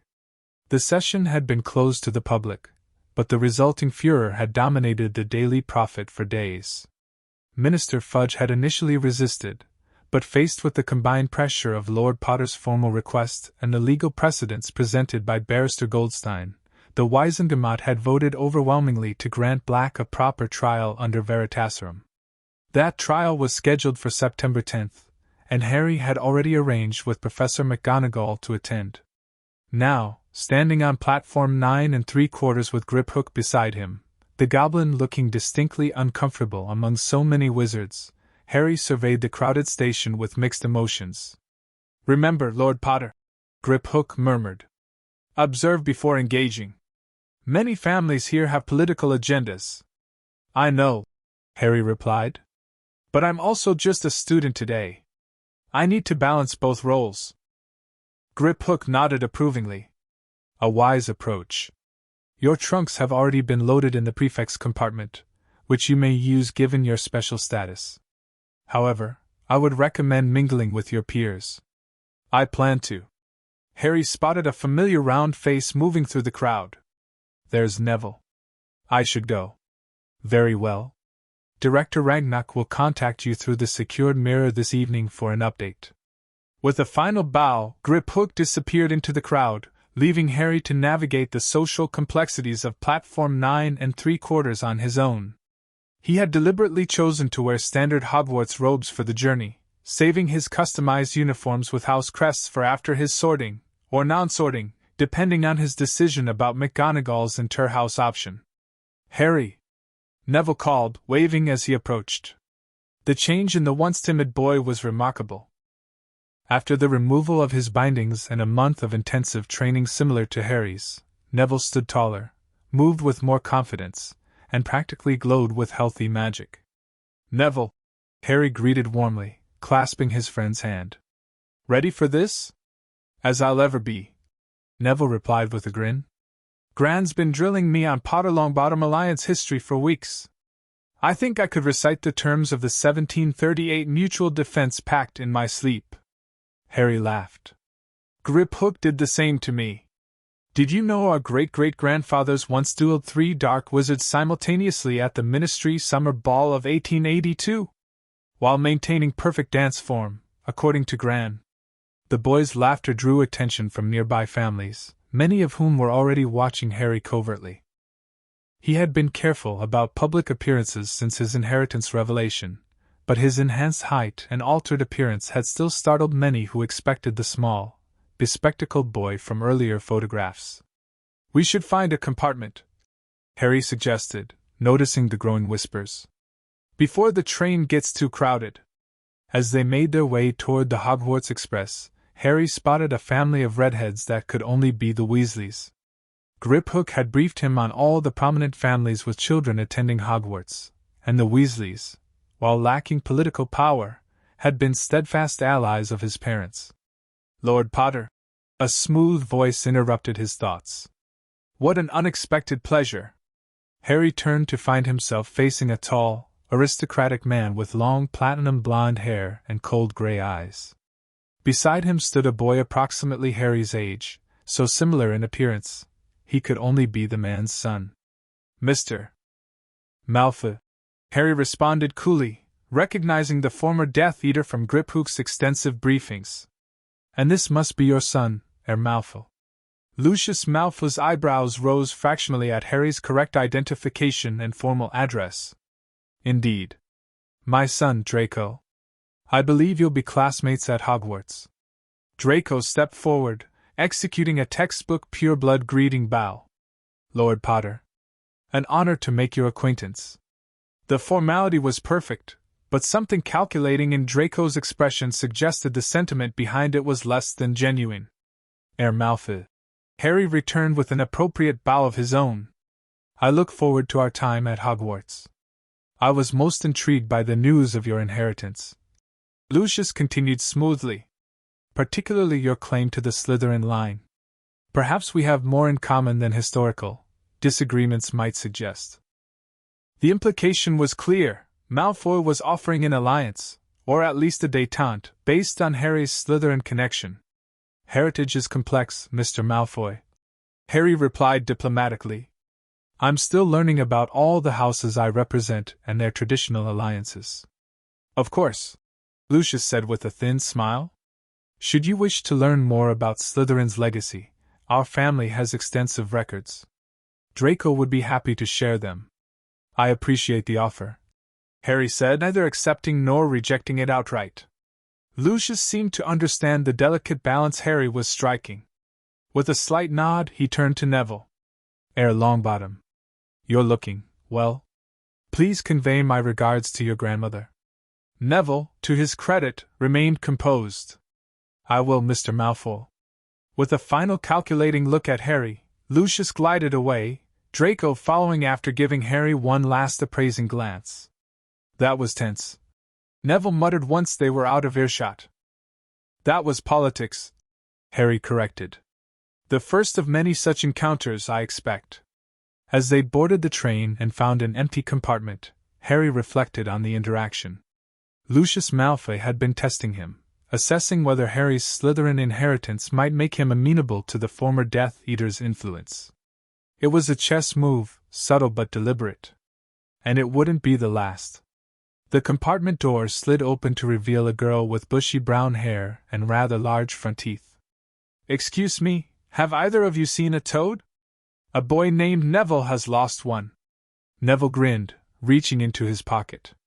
You mean this fellow? He's mine, but he hasn't been lost. I've got a special pocket for him now. The girl blinked in surprise. Oh. But there's a boy frantically searching. She paused, reassessing. You're Neville? Neville Longbottom, he confirmed. And this is Harry Potter. The girl's eyes widened as her gaze shifted to Harry. Harry Potter? I've read all about you. You're in modern magical history and the rise and fall of the dark arts and great wizarding events of the 20th century. Most of which is speculation, Harry replied with a smile to soften his words.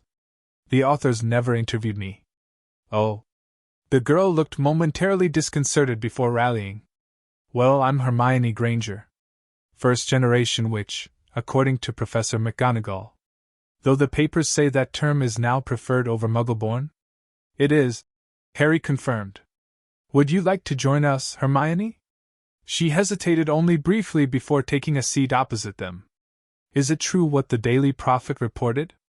About your inheritance? Some of it, Harry acknowledged, though the more sensational details were exaggerated. 31 houses seemed rather excessive, Hermione admitted. Harry laughed. That part, unfortunately, is accurate. Hermione's eyes lit up with academic curiosity. How fascinating! The magical inheritance laws must be incredibly complex. I read Magical Hierarchies and Noble Lineages of Britain, but it didn't cover multiple inheritance cases. Few books do. Neville interjected. Harry's case is unprecedented. I'd be happy to lend you some of the books Griphook recommended. Harry offered. They cover the more obscure aspects of magical inheritance. I'd appreciate that, Hermione said eagerly. I've been trying to understand wizarding culture, but there's so much that isn't in the standard texts. It's designed that way, Neville explained. Some pureblood families prefer to keep first-generation witches and wizards at a disadvantage by limiting access to cultural information. Hermione frowned. That's terribly unfair. It is, Harry agreed. Which is why I've commissioned a comprehensive guide to wizarding culture and politics specifically for first-generation students. It should be ready for publication by next term. Hermione stared at him. You're publishing a book? Funding one, Harry clarified. Written by a team of cultural experts, historians, and first-generation witches and wizards who've successfully navigated the transition. That's wonderful, Hermione said, clearly impressed. Why hasn't anyone done it before? Politics, Neville answered simply. The compartment door slid open again, revealing a lanky redhead who could only be a Weasley. Sorry, he said, looking embarrassed. Everywhere else is full. Mind if I join you? Not at all, Harry replied, gesturing to the empty seat beside Hermione. I'm Harry Potter. This is Neville Longbottom and Hermione Granger. The redhead's eyes widened. Blimey, you're really him? I mean, I heard Harry Potter was on the train, but… He shook himself. I'm Ron. Ron Weasley. Nice to meet you, Ron, Harry said genuinely. As the train pulled away from the station, Harry felt a curious sense of rightness. Despite the political complexities, the looming responsibilities, and the threats that undoubtedly lay ahead, this, sitting with potential friends, heading toward Hogwarts, felt like exactly where he was supposed to be. The journey had only just begun. Chapter 3 Friends and Enemies. Hogwarts Castle emerged from the darkness like something from a dream, its countless windows gleaming gold against the night sky. Gathered at the edge of the lake, first years gasped as they caught their first glimpse of the ancient school, its towers and turrets silhouetted against a tapestry of stars. Harry stood transfixed like the rest, but unlike his classmates, he felt something more, a magical resonance humming through his newly unbound core, as if the castle itself recognized him. The sensation was strongest when he focused on the Gryffindor and Slytherin towers, a warm pulse acknowledging his bloodline's connection to the ancient founders. Magnificent, isn't it? Hermione whispered beside him, her face glowing with wonder. It's alive, Harry murmured, more to himself than to her. I can feel it. Hermione gave him a curious look, but Hagrid's booming voice interrupted before she could question him. No more N4 to a boat, the gamekeeper called, directing them toward a fleet of small boats at the water's edge. Harry, Neville, Hermione, and Ron climbed into one of the vessels, which set off smoothly across the glassy surface of the Black Lake. As they glided forward, Harry trailed his fingers through the water, feeling currents of ancient magic rippling beneath the surface. You all right, Harry? Neville asked quietly. You look different. I can sense the magic, Harry explained, keeping his voice low. It's like the castle is welcoming me. Neville nodded, unsurprised. Grant said that might happen? The Founder's heirs often experience a connection to Hogwarts beyond what ordinary students feel. Is that normal? Ron asked, overhearing. Feeling the castle's magic? Not exactly. Harry hedged, not wanting to emphasize his special status on their first night. Fortunately, Ron seemed to accept this, too caught up in the splendor of their approach to press further. The boats carried them through a curtain of ivy into an underground harbor, where they disembarked and followed Hagrid up a flight of stone steps to the massive oak front doors of the castle. Professor McGonagall awaited them, resplendent in emerald green robes and a pointed hat. Her stern gaze swept over the assembled first years, lingering momentarily on Harry. Welcome to Hogwarts, she began, delivering her traditional speech about the four houses and the sorting ceremony. As she spoke, Harry caught snippets of whispered conversation around him. Is that really Harry Potter? He's taller than I expected, Dad said the prophet was exaggerating about the 31 houses. Looks nothing like the pictures. McGonagall finished her speech and departed briefly to prepare for their entrance. In the momentary lull, Draco Malfoy detached himself from his group of Slytherin-bound friends and approached Harry directly. "Potter," he said loud enough for nearby students to hear, "now that we're at Hogwarts, it's time to consider where your true allies will be found." He extended his hand. "Some wizarding families are better than others. I can help you avoid making unfortunate connections." His gaze flicked dismissively toward Ron, whose ears reddened. Harry regarded Malfoy's outstretched hand thoughtfully. This was clearly a public play, an attempt to establish dominance in their year group by either securing Harry's visible alliance or provoking a rejection that Draco could spin as Harry's error. "Thank you for your concern, Heir Malfoy," Harry replied formally, neither accepting nor rejecting the offered hand. "However, as heir to multiple houses with diverse historical alliances, I'll need to consider all potential connections carefully before making such determinations." It was a diplomatic non-answer that left the door open while establishing Harry's independence. Draco's eyes narrowed slightly, recognizing the skilled deflection. "Of course," he replied smoothly, withdrawing his hand without appearing rebuffed. "The offer remains open." As Draco rejoined his friends, Ron exhaled heavily. "Bloody hell, Harry! That was intense." "That was politics," Hermione observed shrewdly. "Rather advanced politics for 11-year-olds. Harry shrugged. "Welcome to my world now, apparently." McGonagall returned before the conversation could continue, leading them through the massive double doors into the great hall. The enchanted ceiling reflected a perfect image of the night sky outside, stars twinkling between floating candles. 4 long tables stretched the length of the hall, filled with older students watching the procession of new arrivals with varying degrees of interest. At the high table, the Hogwarts staff observed the proceedings. Dumbledore sat in the center, resplendent in midnight blue robes. His eyes found Harry immediately, twinkling with what might have been approval or calculation. Harry couldn't be sure. The Sorting Hat sat on its stool, looking far more ancient and powerful than Harry had imagined. As McGonagall explained the sorting process, Harry felt a flutter of nerves. He'd made his decision about the interhouse option after long discussions with Grip Hook and Director Ragnarok, but the moment of truth was fast approaching. The sorting began alphabetically. Hannah Abbott went to Hufflepuff, prompting cheers from the yellow and black table. Susan Bones, heir to another noble house, joined her. Terry Boot and Mandy Brocklehurst went to Ravenclaw. Lavender Brown became the first Gryffindor, eliciting a thunderous welcome from the red and gold table.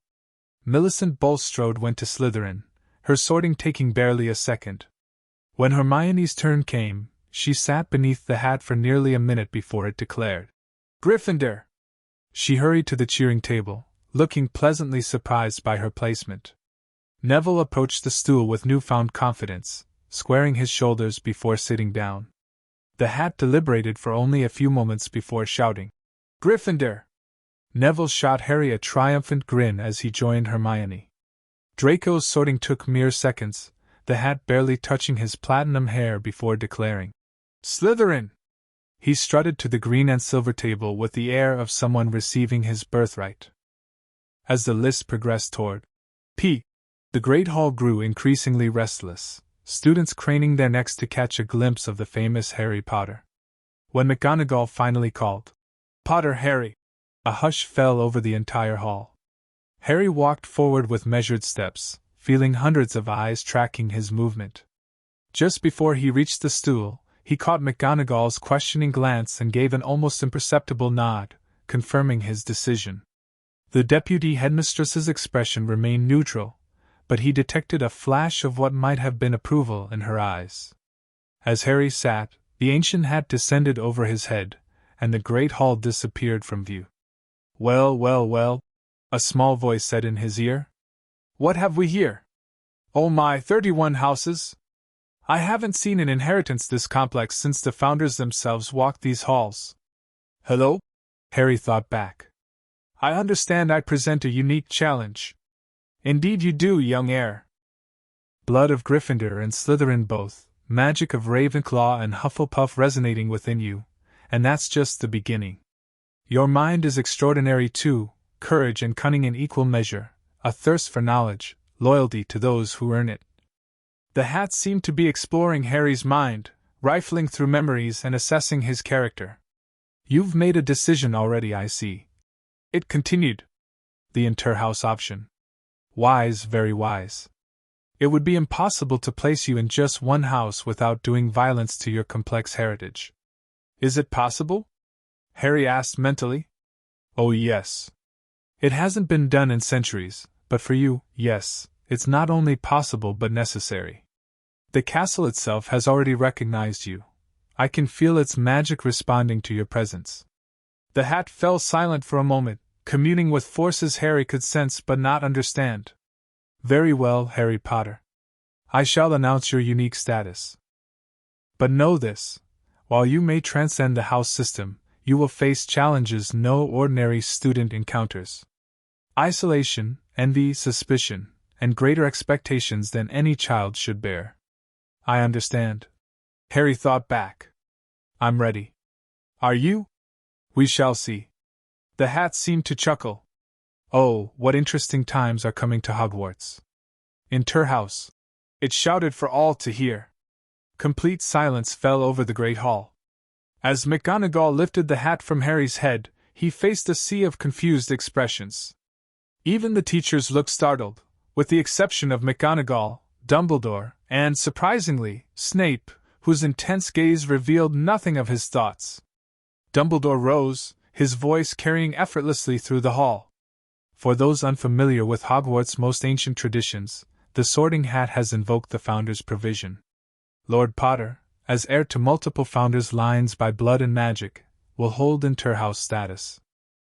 While he will primarily attend classes with Gryffindor, he is considered a member of all 4 houses and will have access to private quarters as befits his unique heritage.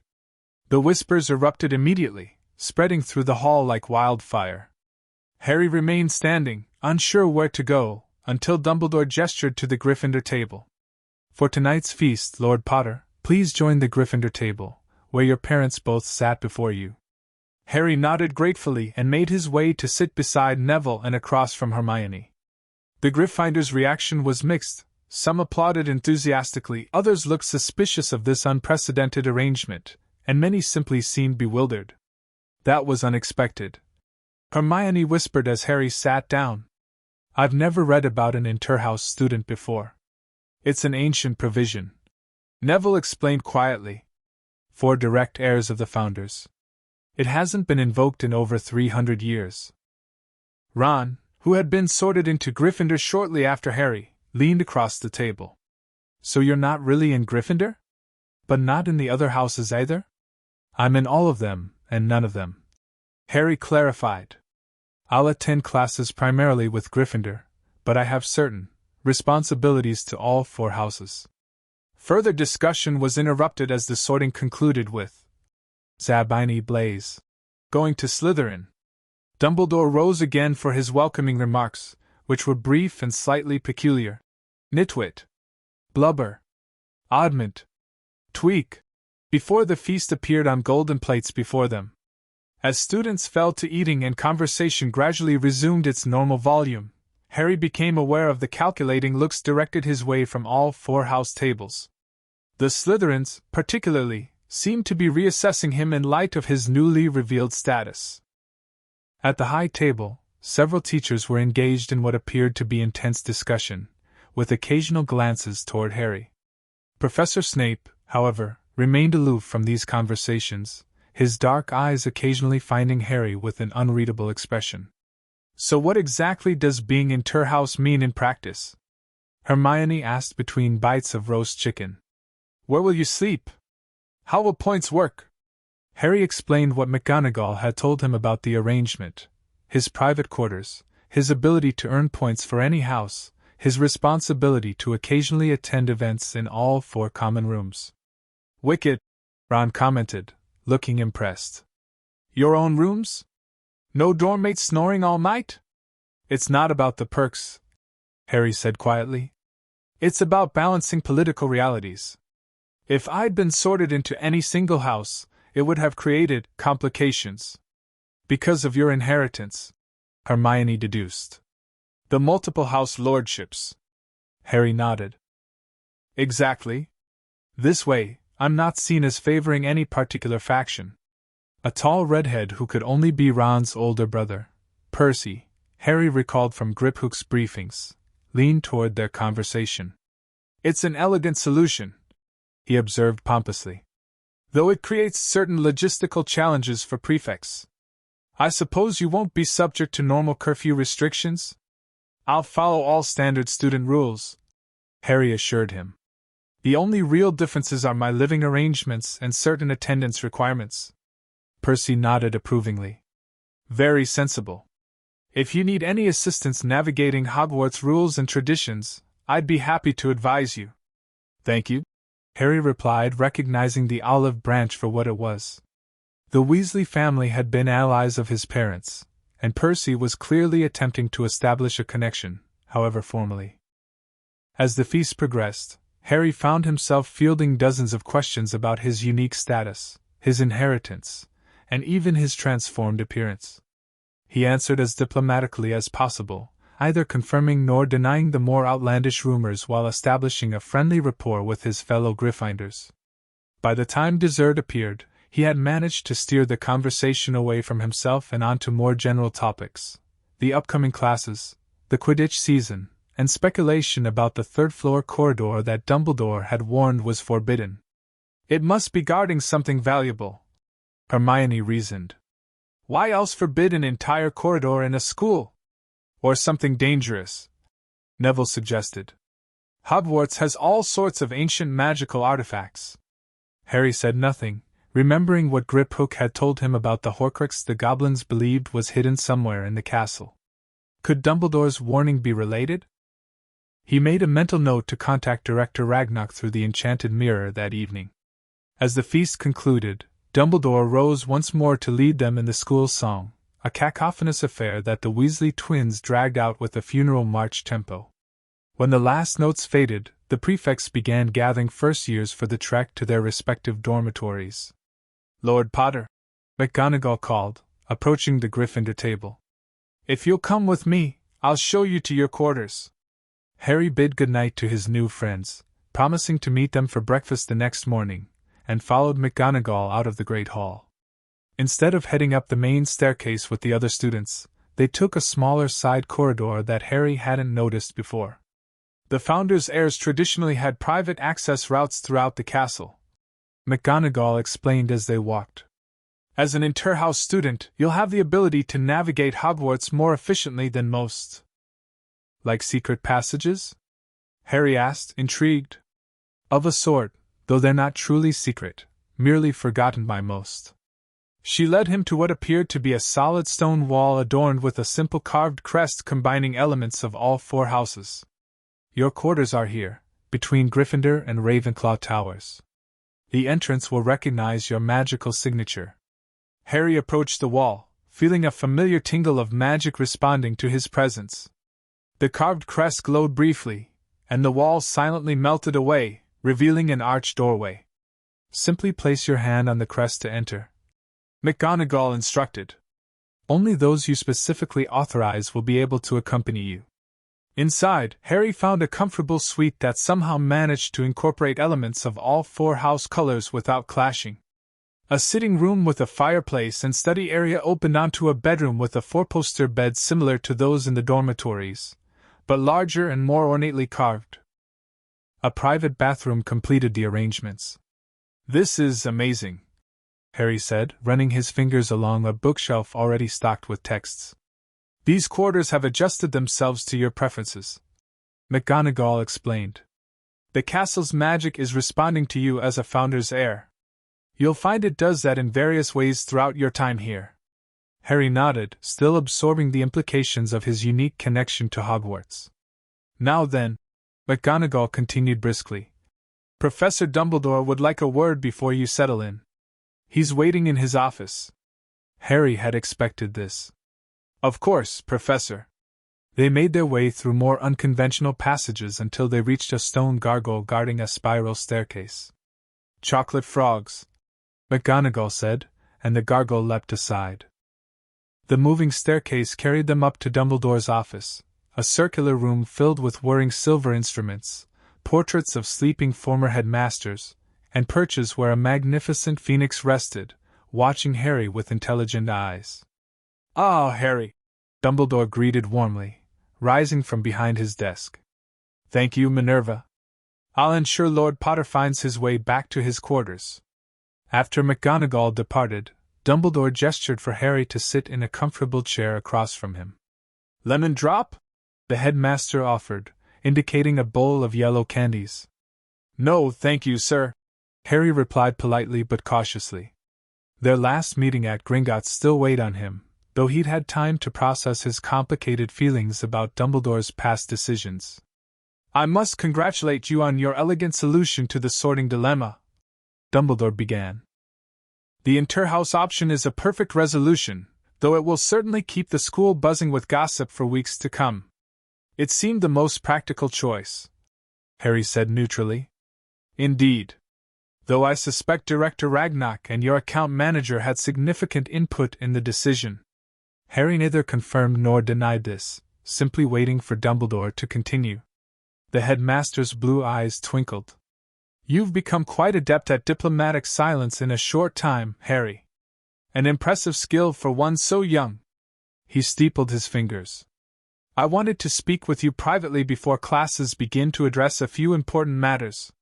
First, regarding your special curriculum arrangements, Professor McGonagall mentioned those," Harry interjected. "Additional training to help me control my expanded corps." "Precisely. You'll have standard classes with your year group, plus 3 evening sessions per week, Transfiguration with Professor McGonagall, Charms with Professor Flitwick, and Defense with Professor Quirrell." Harry frowned slightly. "Not potions with Professor Snape?" Professor Snape requested time to reconsider his participation. Dumbledore's expression revealed nothing. "He has a complex history with your family, as I believe you're aware. My mother was his friend," Harry said directly.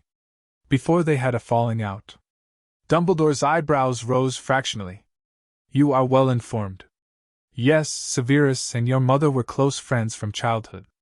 The circumstances of their estrangement remain painful for him." "I'd still like to learn from him," Harry said. "If he's the best potions instructor available." "He is undoubtedly that," Dumbledore confirmed. "Though his teaching style can be challenging." "I can handle challenging."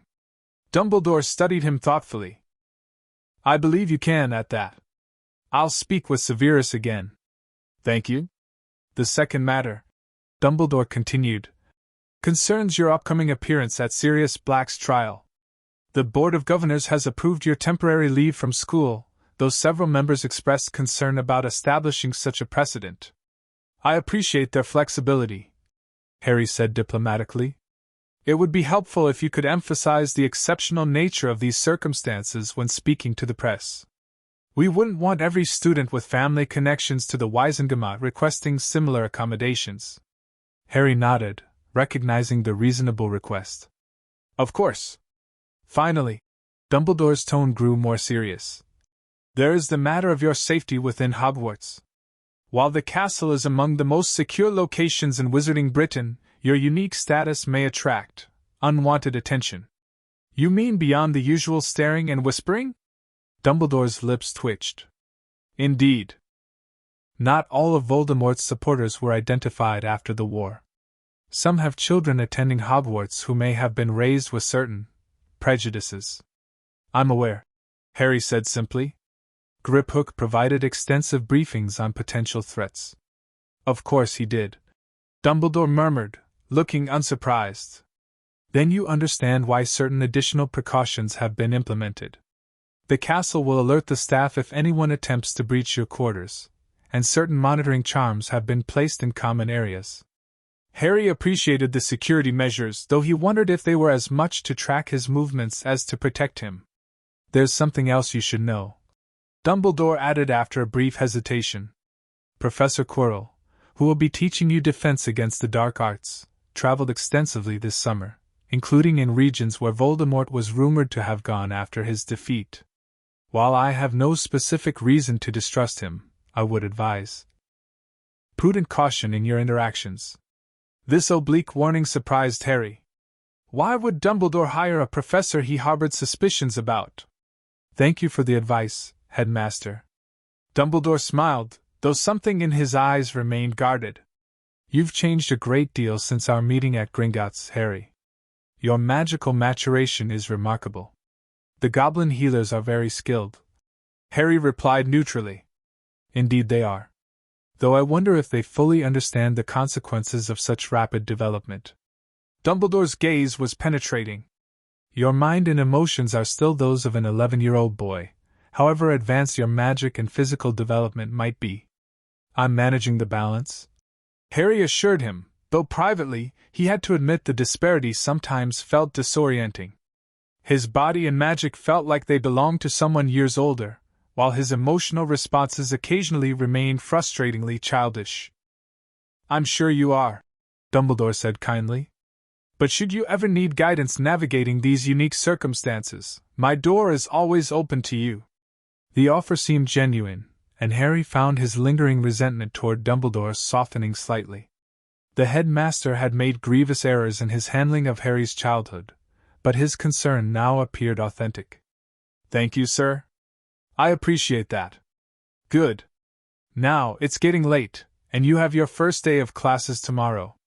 Dumbledore rose, signaling the end of their meeting. One last thing. The castle will provide you with a map showing the Founder's passages. You'll find it in your bedside table drawer. I ask only that you use these privileges responsibly. I will, Harry promised. Dumbledore walked him to the office door. Oh, and Harry? I believe you'll find that Hogwarts has many secrets to reveal to those who share the Founder's blood. Listen to the castle, it may guide you to discoveries others would miss. With that cryptic advice lingering in his mind, Harry made his way back to his quarters, using the conventional corridors rather than testing the Founder's passages on his first night. The castle seemed to pulse with ancient magic around him, corridors subtly shifting to smooth his path, torches brightening as he approached. Once safely in his rooms, Harry removed the enchanted mirror from his trunk and activated it with a touch. Director Ragnarok, he called softly. The mirror's surface rippled, and the goblin director's face appeared. Lord Potter, I trust your arrival at Hogwarts proceeded smoothly? As smoothly as could be expected, Harry confirmed, briefly summarizing the sorting ceremony and his meeting with Dumbledore. Ragnarok nodded approvingly. The inter-house status was the correct choice. It establishes your independence while acknowledging your complex heritage. Dumbledore seemed to approve as well. Of course he did. It allows him to present your special treatment as traditional rather than political. Ragnarok's expression grew more serious. What of the Horcrux? Any indications of its presence?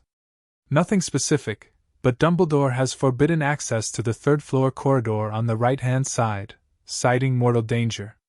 It seems an unusual restriction in a school. Ragnarok's eyes narrowed. Interesting. Our magical detection spells suggested the Horcrux was somewhere in the castle's core, though they couldn't pinpoint its exact location. The third floor would be consistent with that finding. Do you think Dumbledore knows it's a Horcrux? Possibly. Albus Dumbledore is many things, but ignorant is not among them. If he's guarding something dangerous, he likely understands its true nature. The goblin director stroked his beard thoughtfully. We'll continue our research. In the meantime, observe but do not investigate directly. Horcruxes are exceptionally dangerous, especially to one who has already been marked by their creator. Harry touched his scar reflexively. Understood. Excellent. Now, regarding the Black trial next week. For the next half hour, Ragnarok briefed Harry on the latest developments in Sirius's case. The evidence for his godfather's innocence was overwhelming once properly examined. Peter Pettigrew's role as the Potter's secret keeper had been documented in James Potter's personal journals, recovered from the family vault. Additionally, A magical trace analysis of the scene where 12 muggles died showed clear evidence of a second wand, likely Pettigrew's, casting the lethal explosion. The Ministry is quietly panicking. Ragnock reported with grim satisfaction. Fudge realizes this case could destroy his administration if mishandled. Amelia Bones has taken personal control of the investigation, which works in our favor. She's one of the few truly impartial department heads. What about Pettigrew? Any sign of him? None. If he's alive, as we suspect, he's well hidden. The tracking spells based on the magical signature from the crime scene have been inconclusive. After concluding their discussion, Harry deactivated the mirror and prepared for bed, his mind whirling with everything he'd learned. Hogwarts was even more complex than he'd anticipated, a labyrinth of ancient magic, political undercurrents, and hidden dangers. As he drifted towards sleep, he felt the castle's magic around him, protective and welcoming. Whatever challenges awaited him here, he wouldn't face them alone. Harry's first week at Hogwarts was a whirlwind of new experiences, political navigation, and magical discovery. News of his unprecedented interhouse status spread throughout the wizarding world by morning, with the Daily Prophet running a front-page article titled, Boy Who Lived Transcends Houses at Hogwarts. The piece quoted unnamed sources speculating about Harry's extraordinary magical power and political acumen beyond his years. Within Hogwarts itself, reactions were mixed. Most students were simply curious, peppering Harry with questions whenever they caught him between classes. Some, particularly older Slytherins from traditionally dark families, regarded him with suspicion bordering on hostility. Others, like the Weasley twins, found the whole situation hilarious. "Look at him, George," Fred would announce whenever Harry passed. "Too special for just one house." "Indeed, Fred," George would reply with an exaggerated bow. "All hail Lord Potter, master of all houses, conqueror of sorting hats." Their good-natured teasing actually helped normalize Harry's situation, and he played along good-humoredly. Classes themselves presented a different challenge.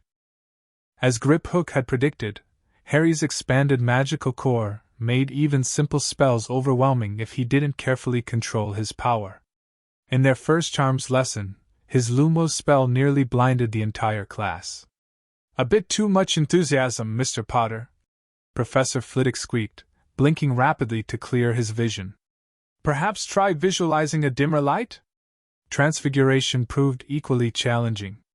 While other students struggled to transform matches into needles, Harry's match not only became a perfect needle, but then proceeded to multiply into dozens of identical needles that scattered across McGonagall's desk. "Control, Mr. Potter," McGonagall admonished, though Harry detected a hint of impressed surprise in her tone. "Magical intent must be precise, not merely powerful." The additional evening training sessions quickly proved their worth. Under Flitwick and McGonagall's specialized guidance, Harry began learning techniques to channel his excess power, visualizing magical containers, practicing precise targeting, and performing layered spells that used more magic but with greater control. Potions, however, presented a different sort of challenge entirely. Professor Snape swept into their first class like an ill-tempered shadow, his dark eyes scanning the students before settling on Harry with an unreadable expression. After taking roll call, he paused at Harry's name. "Ah, yes," he said softly. "Harry Potter. Our new celebrity." Several Slytherins sniggered behind their hands. Harry met Snape's gaze steadily, neither challenging nor deferring. What followed was a barrage of increasingly complex questions about potions' ingredients and their uses, far beyond first-year material. Thanks to his intensive pre-Hogwarts studies with goblin tutors, Harry managed correct answers to the first few, but eventually had to admit ignorance. "I don't know, sir," he said when asked about the interaction between powdered moonstone and syrup of hellebore. Snape's lip curled. "Fame clearly isn't everything, is it, Mr. Potter?" "No, sir," Harry agreed calmly. "Which is why I'm here to learn from experts like yourself." Something flickered in Snape's expression, surprise, perhaps, at not getting the defensive reaction he'd expected. The professor studied Harry for a moment longer before turning abruptly to the blackboard. The instructions for a simple boil-cure potion are on the board. Begin. As they worked, Harry noticed Snape watching him closely. When the professor prowled between the cauldrons, criticizing almost everyone, he paused longer at Harry's station. His potion was nearly perfect, another benefit of the goblin tutoring, but Snape merely gave it a long look before moving on without comment. It wasn't until the end of class, as students were packing their supplies, that Snape approached Harry directly. "Potter, remain after class?" Neville shot Harry a sympathetic look as he departed with the others, leaving Harry alone with the intimidating potions master. "Your work today was adequate," Snape said, studying Harry with narrowed eyes. "Considerably better than I expected." "Thank you, sir." "That was not a compliment, merely an observation." Snape circled Harry slowly, his robes billowing. "The headmaster tells me you specifically requested my inclusion in your special training program." "Yes, sir." "Why?" The directness of the question caught Harry off guard. "Because you're the best potions master at Hogwarts," he answered honestly. "And I want to learn from the best. Flattery will get you nowhere, Potter." "It's not flattery, Professor. It's fact. Your improvements to the Wolfsbane potion are considered groundbreaking by international standards." Snape's eyebrows rose slightly. "You are well informed. I've been catching up on a lot of magical knowledge recently." Snape regarded him silently for a long moment, as if reassessing something. "You look like your father," he finally said, his tone neutral rather than accusatory. "But your eyes are my mother's," Harry finished quietly. "I've been told." Something unidentifiable flashed across Snape's face, pain, perhaps, or regret. "Yes." Another silence stretched between them, heavy with unspoken history. "Professor," Harry began carefully, "I understand you and my mother were friends before Hogwarts." Snape went very still. "Who told you that?"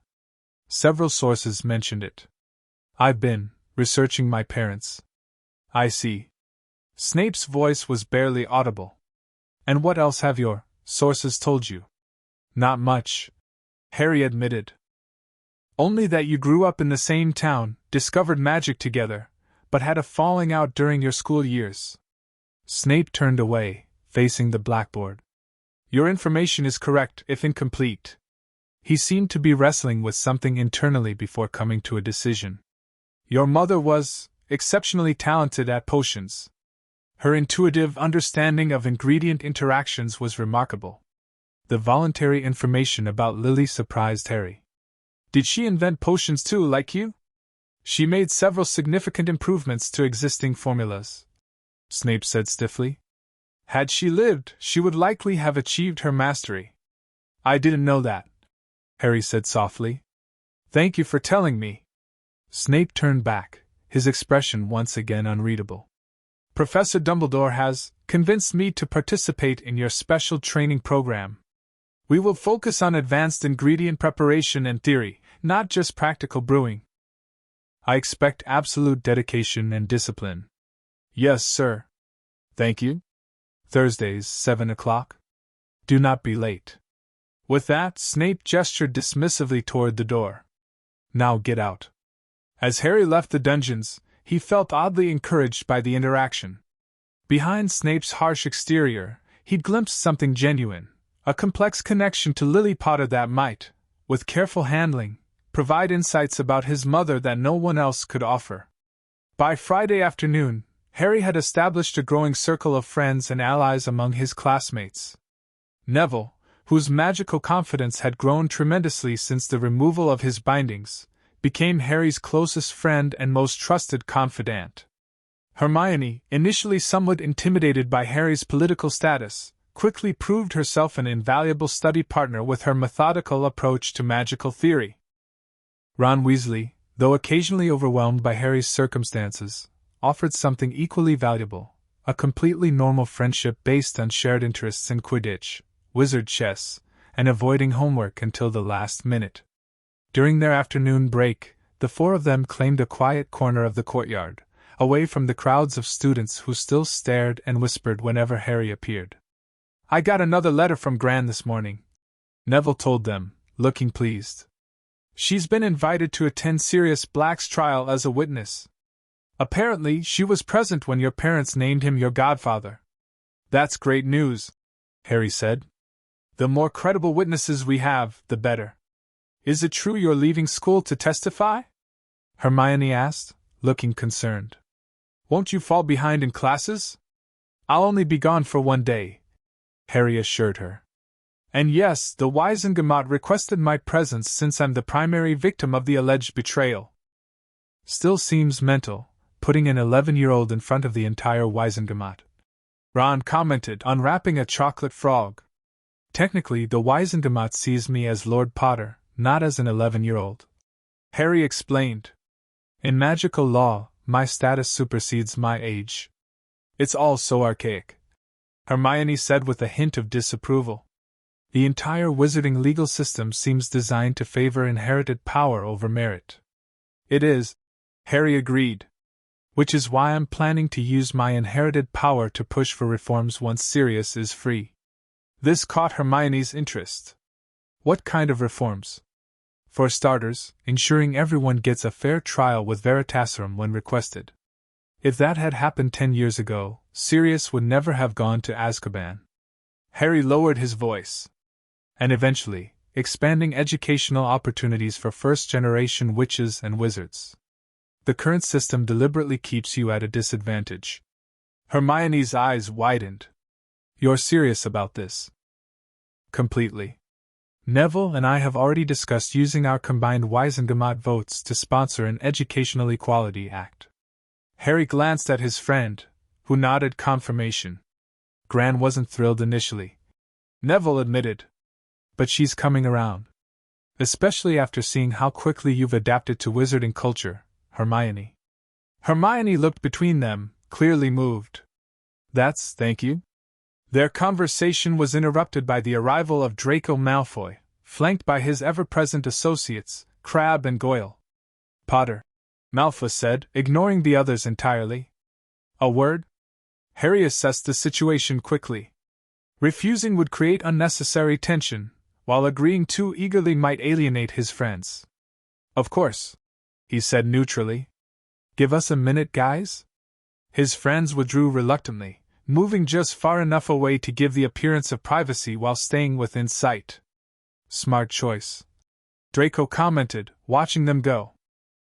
Maintaining connections across different circles. Did you want something specific, Malfoy? Harry asked directly. Information primarily. Draco's tone became less arrogant, more businesslike. Your appearance at Black's trial next week has significant implications for several families, including mine. This was unexpected. How so? My mother is Narcissa Black Malfoy, cousin to Sirius. If he's exonerated and reinstated as Lord Black, it affects inheritance lines and alliance obligations. Draco looked uncharacteristically serious. Father is concerned about potential realignments. Harry understood immediately. Lucius Malfoy, a former Death Eater who had claimed Imperius, now feared political repercussions if Sirius, a staunch opponent of Voldemort, reclaimed control of the powerful Black family. Your father's concerns are understandable, Harry said diplomatically, but premature. The trial is about determining Sirius's innocence, not restructuring political alliances. Perhaps. But you and I both know everything in our world is interconnected. Draco lowered his voice further. Father has asked me to convey that House Malfoy would not oppose Black's exoneration, provided certain historical disagreements remain historical. The message was clear. Lucius was offering a truce, or at least non-interference, in exchange for assurances that a freed Sirius wouldn't target the Malfoys for their past Death Eater associations. I appreciate the communication, Harry replied carefully. While I can't speak for Sirius directly, I believe his focus will be on recovery and rebuilding his life, not revisiting old conflicts. Draco seemed satisfied with this cautious response. Good. Then we understand each other. He straightened, reverting to his more public persona. By the way, the Slytherin prefects have scheduled your first house visit for Sunday evening. Traditional welcoming ceremony for new snakes. Or in your case, partial snake. I'll be there, Harry confirmed. As an inter-house student, he was expected to participate in each house's traditional activities, starting with Slytherin this weekend. With a nod that was almost respectful, Draco departed, rejoining his companions at the far side of the courtyard. Harry's friends returned immediately. What did the ferret want? Ron asked suspiciously. Politics, Harry said simply. And to remind me about the Slytherin welcoming ceremony Sunday. Are you sure that's safe? Hermione worried. Going into Slytherin alone? I won't be alone, Harry assured her. Professor Snape will be present, and as a founder's heir, I have certain protections within Hogwarts. Still don't trust them, Ron muttered. Not all Slytherins are enemies, Ron, Harry said gently. Just like not all Gryffindors are automatically allies. This prompted a thoughtful silence among the group. Speaking of allies, Neville said finally, have you heard from Director Ragnarok about the special project we discussed? Harry knew Neville was referring to the Horcrux hunt, which they'd discussed privately. Nothing concrete yet. He's still researching the item's exact location. What special project? Hermione asked curiously. Harry and Neville exchanged glances, silently debating how much to reveal. While Harry trusted Hermione's discretion, involving her in something as dangerous as a Horcrux hunt required careful consideration. A magical artifact that might be hidden in Hogwarts, Harry said finally, deciding on a partial truth. Something potentially dangerous that shouldn't be in a school. Is this related to the Forbidden Corridor? Hermione asked shrewdly. Possibly, Harry admitted. But it's complicated and, honestly, not something you should worry about right now. Hermione looked like she might press further, but something in Harry's expression made her reconsider. Well, if you ever need research help, I'm quite good at finding information in the library. I'll remember that, Harry promised, grateful for her understanding. Their conversation shifted to safer topics as they headed to their final class of the week, Defense Against the Dark Arts with Professor Quirrell. The defense classroom smelled strongly of garlic, which Quirrell claimed was to ward off a vampire he'd encountered in Romania. The professor himself was a nervous, stuttering man who seemed afraid of his own shadow, yet something about him set Harry on edge. Every time Quirrell turned his back, Harry felt a strange pressure behind his scar, not quite pain, but a distinct awareness, as if something was probing at the edges of his consciousness. Today we'll be discussing the most basic defensive spell, Quirrell announced. The Shield Charm, or P-Protego. While normally taught to third years, understanding its P principles will help conceptualize magical defense. As Quirrell demonstrated the wand movement, without actually casting the spell, Harry felt the strange sensation intensify. When the professor's gaze happened to meet his directly, a sharp pain lanced through his scar, so sudden and intense that Harry couldn't completely suppress a wince. Neville, sitting beside him, noticed immediately. You okay? He whispered. Fine, Harry muttered, though he was increasingly certain something was very wrong with Professor Quirrell. Dumbledore's cryptic warning about the man came back to him, taking on new significance. After class, as they made their way to dinner, Harry pulled Neville aside. I need to contact Ragnarok tonight. There's something off about Quirrell. I thought so too, Neville agreed. Did you notice he never actually cast any spells himself? Just showed the wand movements. And my scar reacts whenever he's near me, Harry added quietly. It can't be coincidence.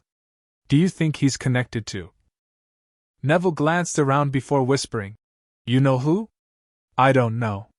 But given what we know about the Horcruxes and Voldemort's potential survival, we can't ignore the possibility. They agreed to meet in Harry's quarters after dinner to contact Director Ragnarok together. As inter-house student, Harry could authorize specific visitors to enter his private rooms, a privilege he'd used sparingly thus far. That evening, after updating Ragnarok about Quirrell, Harry prepared for his first weekend at Hogwarts. While most students looked forward to free time, his schedule remained packed with obligations, a Saturday morning meeting with McGonagall to review his specialized curriculum, afternoon flying lessons, standard for first years, and Sunday's Slytherin welcoming ceremony. He was organizing his notes when a soft chime indicated someone at his door. Touching the small enchanted panel beside the entrance, Harry saw Hermione waiting outside, clutching several books to her chest and looking uncharacteristically nervous. "Hermione?" he said, opening the door. "Everything all right?" "I'm sorry to disturb you," she said quickly. "I know it's getting late, but I found something in the library that I thought you should see right away." "Come in," Harry invited, stepping aside. Hermione entered hesitantly, her eyes widening as she took in his private quarters. "This is incredible. The architecture suggests it's an original founder's space. According to McGonagall, it adapts itself to each occupant's needs and preferences," Harry explained. "What did you want to show me?" Hermione placed her books on the study table. "After our conversation earlier, I got curious about magical artifacts that might be hidden at Hogwarts.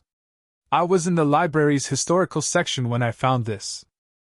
She opened an ancient tome titled Hogwarts, A Comprehensive History, not to be confused with the more common Hogwarts, A History that most students referenced. Inside was a detailed account of artifacts associated with the founders, including Ravenclaw's diadem. Harry read, his interest piqued.